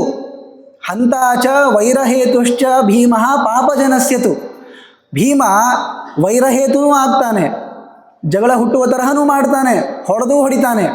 ದ್ರೌಪದಿ ವೈರಹೇತು, ದ್ರೌಪದಿ ದೇವಿ ಕೇವಲ ವೈರಕ್ಕೆ ಕಾರಣರಾಗ್ತಾಳೆ. ಹೀಗೆ ಇವರಿಬ್ಬರು ಪರಮಾತ್ಮನ ಭೂಭಾರ ಹರಣಾತ್ಮಕ ಕಾರ್ಯದಲ್ಲಿ ಪ್ರಧಾನಾಂಗ ಅಂತ ಅನ್ನಿಸ್ಕೊಂಡವರು. ಕೃಷ್ಣ ಅವಳ ಮೇಲೆ ಅನುಗ್ರಹವನ್ನು ಮಾಡಿದ. ದ್ರೌಪದಿ ದೇವಿಯವರು ಕೃಷ್ಣನನ್ನು ಸ್ತೋತ್ರ ಮಾಡಿದ್ದಾರೆ. ಮತ್ತು ಅಂತ್ಯಕ್ರಿಯೆ ಆಗಬೇಕಲ್ಲ, ದೇಹಗಳನ್ನು ದಹನ ಮಾಡಬೇಕಲ್ಲ. ಅಲ್ಲಿ ಹೇಳ್ತಾರೆ, ಏನಪ್ಪ ಧರ್ಮರಾಜ, ಎಷ್ಟು ಜನ ಮೃತರಾಗಿದ್ದಾರೆ ಅಂತ ಸ್ವಲ್ಪ ಇಂದ ಸಂಖ್ಯೆಗೆ ಹೇಳ್ತೀನಪ್ಪ ಅಂತ ಕೇಳಿದ್ರಂತೆ. ಅದಕ್ಕೆ ಹೇಳ್ತಾನ್ರಿ ಅವನು, ದಶಾಯುತ ಸಹಸ್ರಾಣಿ ಚ ವಿಂಶತಿ ಕೋಟ್ಯ ಷಷ್ಟಿಶ್ಚ ಷಡ್ಚೈವ ಅಸ್ಮಿನ್ ರಾಜನ್ ಮೃಧೆ ಹತಾಹ. ಎಷ್ಟು ಜನ ಸತ್ತಿದ್ದಾರ್ರಿ ಕುರುಕ್ಷೇತ್ರದ ಯುದ್ಧದಲ್ಲಿ? ಏನ್ರಿ 18 ಅಕ್ಷೋಹಿಣಿ ಸೈನ್ಯ, ಇದೇನು ಹೇಳೋದು ಅಂದರೆ ನೋಡಿ, ಹಾಗೇನು ಹೇಳಲಿಕ್ಕೆ ಹೋಗಬೇಡಿ. ಮಹಾಭಾರತದಲ್ಲೇ ಹೇಳ್ತಾರೆ ಎಷ್ಟು ಜನ ಮೃತರಾಗಿದ್ದಾರಪ್ಪ ಅಂದರೆ, ಎಷ್ಟು ಶರೀರಗಳು ಅಲ್ಲಿ ಬಿದ್ದಿವೆ. ದಶಾಯುತ ಸಹಸ್ರಾಣಿ ಚ ವಿಂಶತಿ. ಈ ಶ್ಲೋಕವನ್ನು ಹೊಂದಿಸ್ಕೊಳ್ಳೋದು ಕಷ್ಟ ಇದೆ, ಆದರೂ ಹೊಂದಿಸಿದ್ದಾರೆ ಜ್ಞಾನಿಗಳು. ದಶಾಯುತ ಸಹಸ್ರಾಣಿ ಕೋಟ್ಯ ಮಾಡ್ಕೊಳ್ಳಿ. ಷಷ್ಟಿ 60 ಕೋಟಿ, 6 ಕೋಟಿ, ಹಾಗೇನೆ ಸಹಸ್ರಾಣಿ ವಿಂಶತಿ 20,000 ಸೇರಿಸ್ಕೊಳ್ರಿ. ಅಂದರೆ ಎಷ್ಟಾಗ್ತದೆ ಅಂದರೆ 166 ಕೋಟಿ 20,000 ಜನ ಸತ್ತಿದ್ದಾರೆ. ಅದರಲ್ಲಿ ಇನ್ನು ವಿಶೇಷ ಇದೆ, 24,160 ಜನ ಎಲ್ಲಿ ಹೋಗಿದ್ದಾರೋ ಗೊತ್ತಿಲ್ಲ. ಆದರೆ ಸತ್ತಿರೋದು ಮಾತ್ರ 166 ಕೋಟಿ 20,000 ಜನ ಸತ್ತಿದ್ದಾರೆ. ಇವ್ರದ್ದೆಲ್ಲ ಅಂತಕ್ರಿಯೆ ಮಾಡಬೇಕು. ಇವಾಗ ಹೇಗೆ ಮಾಡ್ತಾರೆ, ಏನು ಮಾಡ್ತಾರೆ ಅಂತಲೂ ಹೇಳಿದ್ದಾರೆ ಮಹಾಭಾರತದಲ್ಲಿ. ತಥೋ ದೇಹಾನ್ ಪ್ರಸಿದ್ಧಾನಾಂ ಪಾರ್ಥಾಹ ಸಮದಹನ್ ಸತಾಂ. ಪಾಂಡವರು ಯಾರ್ಯಾರು ಉತ್ಕೃಷ್ಟರು ಅಂತಿದ್ದಾರೆ, ಗುಣವಂತರು ಅಂತಿದ್ದಾರೆ ಅಂದರೆ ದ್ರೋಣರ ದೇಹ, ಇನ್ನು ಅನೇಕ ಜನ ಇದ್ದಾರೆ, ಘಟೋತ್ಕಚ, ಅಭಿಮನ್ಯು, ಇವರೆಲ್ಲರ ಏನು ಪ್ರಧಾನರಾಗಿರುವಂತಹ ಪ್ರಸಿದ್ಧರಾಗಿರುವ ಸಜ್ಜನರು ಅಂತಿದ್ದಾರೆ. ಇವರ ದೇಹಗಳನ್ನು ತಾವೇ ಸ್ವತಃ ದಹನ ಮಾಡಿ ಅಂತ್ಯಕ್ರಿಯೆಯನ್ನು ಮಾಡಿದ್ದಾರೆ. ಅನ್ಯೇಷಾಂ ಧಾರ್ತರಾಷ್ಟ್ರಾದೀನ್ ಪುರಸ್ಕೃತ್ಯವ ಕಾಂಶ್ಚನ. ಇನ್ನು ದುರ್ಯೋಧನ, ದುಶ್ಯಾಸನ ಅವರಿರ್ತಾರಲ್ಲ, ಅವರುಗಳನ್ನೆಲ್ಲ ಹೇಗೆ ಮತ್ತೆ ಸುಡೋದು, ಅವರ ಅಂತ್ಯಕ್ರಿಯೆಗಳನ್ನು ಇವ್ರು ಯಾಕೆ ಮಾಡ್ತಾರೆ? ಅದಕ್ಕೆ ಧೃತರಾಷ್ಟ್ರಾದೀನ್ ಪುರಸ್ಕೃತ್ಯ, ಯಾರ್ಯಾರು ಬಾಧ್ಯಸ್ಥರು ಅಂತ ಇರ್ತಾರಲ್ಲ, ಧೃತರಾಷ್ಟ್ರ ಮುಂತಾದವರನ್ನು ಮುಂದೆ ಮಾಡಿಕೊಂಡು ಪಾಂಡವರೇ ಆಜ್ಞೆ ಮಾಡ್ತಾರೆ, ಮಾಡ್ಕೊಳ್ರಪ್ಪ ಅಂತ. ಇನ್ನು ಕೆಲವರನ್ನು ಎಷ್ಟಂತ ಸುಡೋದು? 166 ಕೋಟಿ 20,000 ಜನ ಸುಡೋದು ಅಂದ್ರೆ ಎಷ್ಟು ಕಟ್ಟಿಗೆ ಬೇಕಾಗತ್ತೆ? ತಮಗೆ ತುಂಬ ವಿಚಾರ ಮಾಡೋದು ಬೇಡ. ಅದಕ್ಕೆ ಏನು ಮಾಡಿಬಿಟ್ರು, ತಮ್ಮ ಸಾರಥಿಗಳಿಗೆ ಹೇಳಿದರು ಪಾಂಡವರು, ಸೂತೈಹಿ ಪಂಚಭಿರೇವ ಸ್ವೈಹಿ ಸರಸ್ವತ್ಯಾಂ ಪ್ರತಿಕ್ಷಿಪು. ತಮ್ಮ ಸಾರಥಿಗಳಿಗೆ ಹೇಳಿದರು, ಈಗ ಧರ್ಮರಾಜನ ಸಾರಥಿ ಇದ್ದಾನೆ, ಭೀಮಸೇನ ದೇವರ ಸಾರಥಿ ವಿಶೋಕ, ಅರ್ಜುನನ ಸಾರಥಿ ಕೃಷ್ಣ ಅಲ್ಲ, ಪೂರು ಅಂತ ಒಬ್ಬ ಇರ್ತಾನೆ. ಆಮೇಲೆ ನಕುಲ ಸಹದೇವರ ಸಾರಥಿಗಳು. ಇವರಲ್ಲಿ ವಿಶೋಕ ಭೀಮಸೇನ ದೇವರ ಸಾರಥಿ, ಅವನು ಯುದ್ಧಕ್ಕೆ ಬಂದಿರ್ತಾನೆ, ಅವನು ಬದುಕಿದ್ದಾನೆ. ಕೃಷ್ಣ ಅಂತೂ ನಮ್ಮನ್ನು ಬದುಕಿಸುವಂತಹ ವ್ಯಕ್ತಿ, ಅವನಿಗೆ ಮರಣ ಇಲ್ಲ. ಪೂರು ಅಂತ ಒಬ್ಬ ಅರ್ಜುನನ ಸಾರಥಿ, ಸಭಾಪರ್ವದಲ್ಲಿ ಹೇಳಿರ್ತಾರೆ ಪೂರುಶ್ಚಾರ್ಜುನ ಸಾರಥಿ ಅಂತ. ಅವರೆಲ್ಲರಿಗೂ ಕೂಡ ಆದೇಶ ಮಾಡ್ತಾರೆ, ನೋಡಪ್ಪ ಕೆಲವರಿದ್ದಾರೆ ಅವ್ರನ್ನೆಲ್ಲ ಸರಸ್ವತಿ ನದಿ ಒಳಗೆ ಎಸೀರಪ್ಪ ಅಂತ. ಇವರು ರಥ ಹೊಡ್ಕೊಂಡು ಹೋಗಿರ್ತಾರೆ. ಅಲ್ಲ, ಈಗ ಧರ್ಮರಾಜ ನಕುಲ ಸಹದೇವರ ಸಾರಥಿಗಳಿಗೆ ಏನಾಗಿರ್ಲಿಲ್ವಾ ಅಂದರೆ ಅವ್ರು ಯುದ್ಧಕ್ಕೆ ಬಂದಿರೋದಿಲ್ಲ ಅಂತಂತಾರೆ ಆಚಾರ್ಯರು. ಸ್ನೇಹಾನ್ ನೃಪಃ ಯಮೌಚ ಸ್ವಾನ್ ನ ಆಜೌ ತಸ್ಮಿನ್ ಯೋಜಯನ್. ಈ ಯುದ್ಧದಲ್ಲಿ ಧರ್ಮರಾಜನ ಏನು ಸಾರಥಿ ಅಂತಿದ್ದಾನೆ, ನಕುಲ ಸಹದೇವರ ಸಾರಥಿಗಳು ಅಂತ ಏನಿದ್ದಾರೆ ಅವ್ರ ಮೇಲೆ ತುಂಬ ಪ್ರೀತಿ ಇತ್ತು ಅಂತಾದ್ದರಿಂದ ಯುದ್ಧಕ್ಕೆ ಅಂತ ಕರ್ಕೊಂಡು ಬಂದಿರೋದಿಲ್ಲ. ಈಗ ಪೂರು ಅವನು ಕೂಡ ಬಂದಿಲ್ಲ, ಈಗ ಕೃಷ್ಣನೇ ಸಾರಥಿ ಆಗಿಬಿಟ್ಟಿದ್ದಾನೆ. ಇನ್ನು ವಿಶೋಕ ಅವನು ಕೂಡ ಬದುಕಿದ್ದಾನೆ. ಆದ್ದರಿಂದ ಇವರೆಲ್ಲರ ಸಾರಥಿಗಳಿಗೆ ನಿಯೋಜನೆಯನ್ನು ಮಾಡಿ ಎಷ್ಟಾಗ್ತದೋ ಅಷ್ಟು ಜನರನ್ನು ಸರಸ್ವತಿ ನದಿ ಒಳಗೆ ಎಸೆದಿದ್ದಾರೆ. ಹೀಗೆ ಎಲ್ಲರಿಗೂ ಕೂಡ ನೀರು ಕೊಟ್ಟಿದ್ದಾರೆ. ಇದನ್ನು ಜಲಪ್ರಧಾನಿಕ ಪರ್ವ, ಆಮೇಲೆ ಸ್ತ್ರೀ ವಿಲಾಸ ಪರ್ವ ಅಂತೆಲ್ಲ ಚಿಕ್ಕ ಚಿಕ್ಕದಾಗಿರುವಂತಹ ಪರ್ವಗಳು. ಸ್ತ್ರೀ ಪರ್ವದಲ್ಲಿ ಬರುವ ಸಣ್ಣ ಸಣ್ಣ ಉಪಪರ್ವಗಳಿವೆಲ್ಲ. ಇದರ ಕೊನೆಗೆ ಆಗುವಂತಹದ್ದು ಒಂದು ಪ್ರಸಂಗ. ಮತ್ತು ನೀರು ಬಿಡಬೇಕಲ್ರಿ, ನೀರು ಬಿಟ್ಟು ಅವು ಯಾವ ಗೋತ್ರದವರು ಹೆಸರು ಎಲ್ಲ ಹೇಳಬೇಕಲ್ಲ. ಮತ್ತೆ ಆಗ ಎಲ್ಲರೂ ಕೂಡ ಯಾರ್ಯಾರು ಬಾಧ್ಯಸ್ಥರು ಅಂತಿದ್ದಾರೆ, ಯಾರ್ಯಾರು ಕೊಡಬೇಕು ಅಂತ ಅಧಿಕಾರಿಗಳಿದ್ದಾರೆ, ಅವರೆಲ್ಲರೂ ಕೂಡ ಕೊಡ್ತಾ ಇದ್ದಾರೆ. ಎಲ್ಲಿ ಕೊಡ್ತಾ ಇದ್ದಾರೆ? ಗಂಗಾ ನದಿಗೆ ಹೋಗಿದ್ದಾರೆ. ತಥೋ ದದತ್ಸು ಪಾನೀಯಂ ಗಂಗಾಯಾಂ ಸ್ವಜನಸ್ಯತು.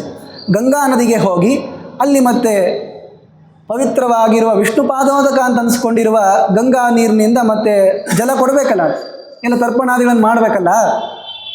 ಆಗ ಧರ್ಮರಾಜ, ಭೀಮ ಎಲ್ಲರೂ ಕೂಡ ಕೊಡ್ತಾ ಇದ್ದಾರಪ್ಪ ನೀರನ್ನು. ಕುಂತಿನೂ ಕೂಡ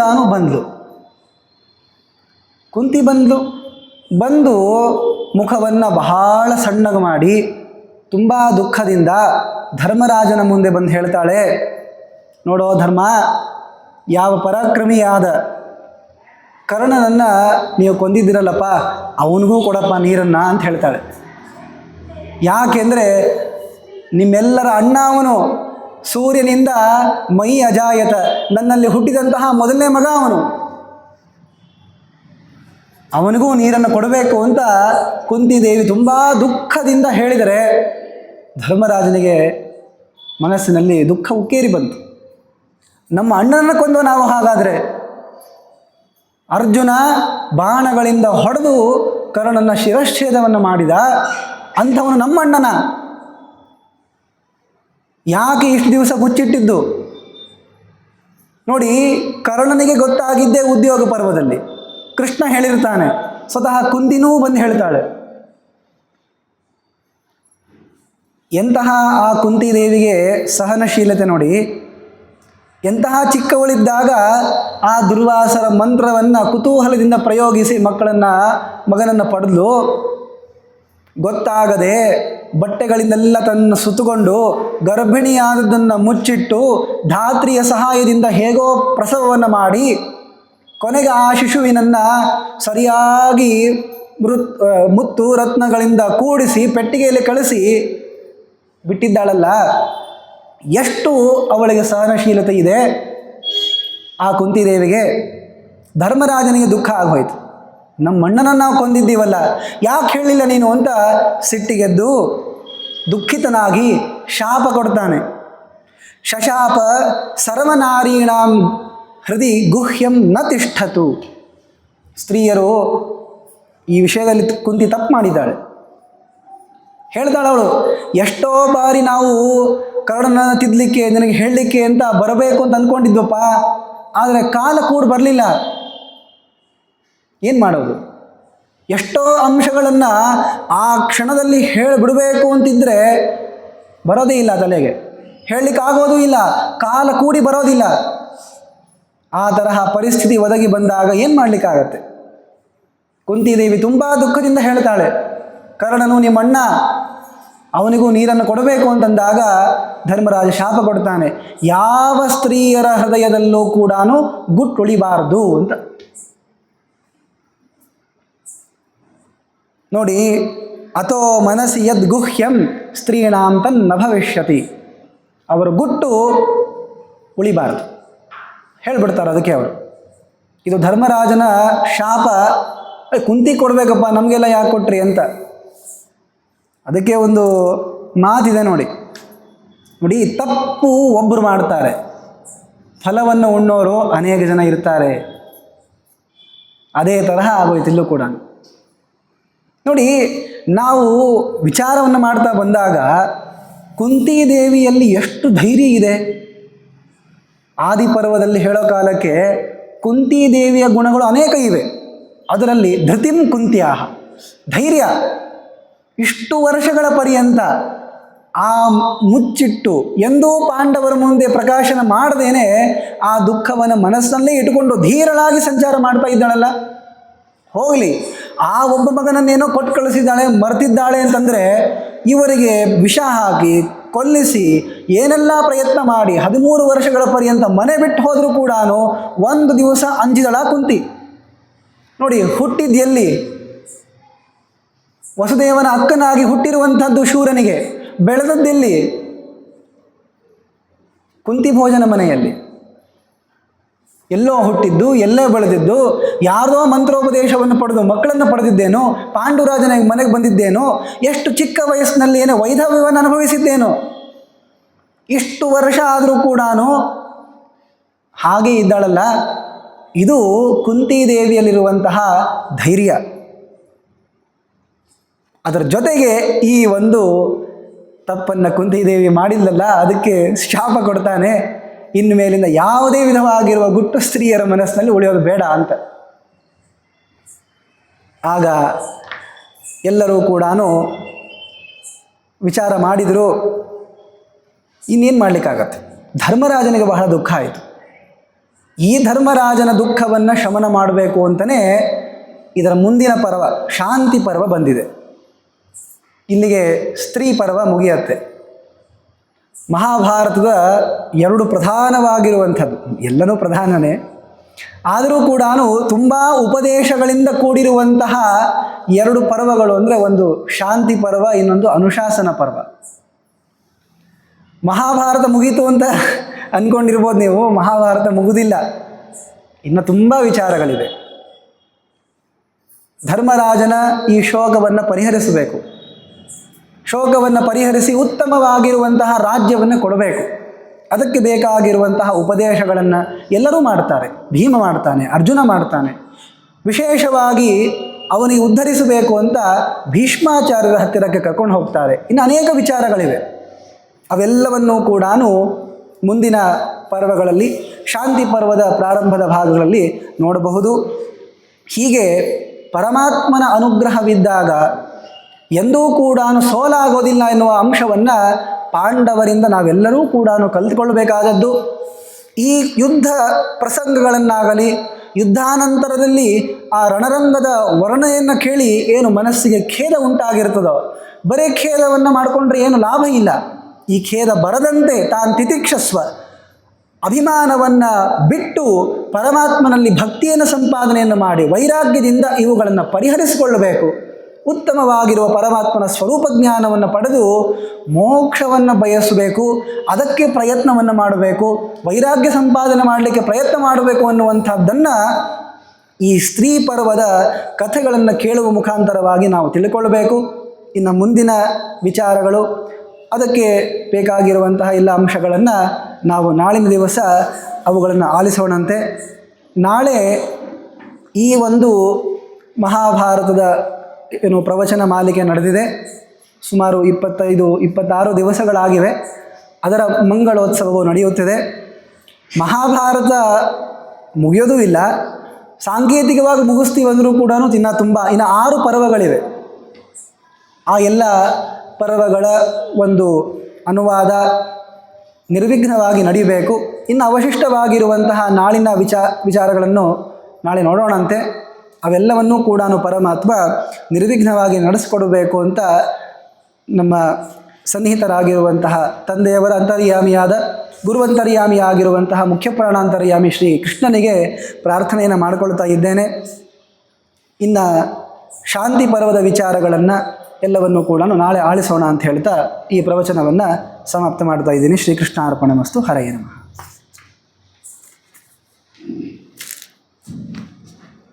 ಉಪಸ್ಥಿತರಿರುವ ಪರಮ ಪೂಜ್ಯ ಪಂಡಿತ ರಂಗನಾಚಾರ್ಯ ಅವರಿಗೆ ಶ್ರೀಮಠದ ಪರವಾಗಿ ಹಾಗೂ ಎಲ್ಲ ಭಕ್ತರ ಪರವಾಗಿ ಭಕ್ತಿಪೂರ್ವಕ ಕೃತಜ್ಞತೆಗಳನ್ನು ಸಮರ್ಪಿಸ್ತೇನೆ. ಅದೇ ರೀತಿ ಪ್ರವಚನವನ್ನು ನೀಡಿದಂಥ ಪಂಡಿತ ಶ್ರೀಪಾದಾಚಾರ್ಯ ಕೂಡ ಭಕ್ತಿಪೂರ್ವಕ ಕೃತಜ್ಞತೆಗಳನ್ನು ಸಮರ್ಪಿಸ್ತೇನೆ. ಆಚಾರ್ಯ ಹೇಳಿದಾಗ ನಾಳೆ ಮಂಗಳ, ಈ ಪರ್ವದ ಮಂಗಳ ಸತತ 26 ದಿನಗಳ ಕಾಲ ಕೃಷ್ಣ ಮಾಸ ಪರ್ಯಂತ ಈ ಶ್ರೀಮನ್ ಮಹಾಭಾರತ ಪ್ರವಚನ ಏನು ನಡೆಸಿಕೊಡ್ತಾರೆ. ಆ ಒಂದು ಪರ್ವದ ಮಂಗಳ ನಾಳೆ ಇರ್ತದೆ. ಸರಿಯಾಗಿ 6 ಗಂಟೆಗೆ ಪ್ರಾರಂಭ ಆಗ್ತದೆ.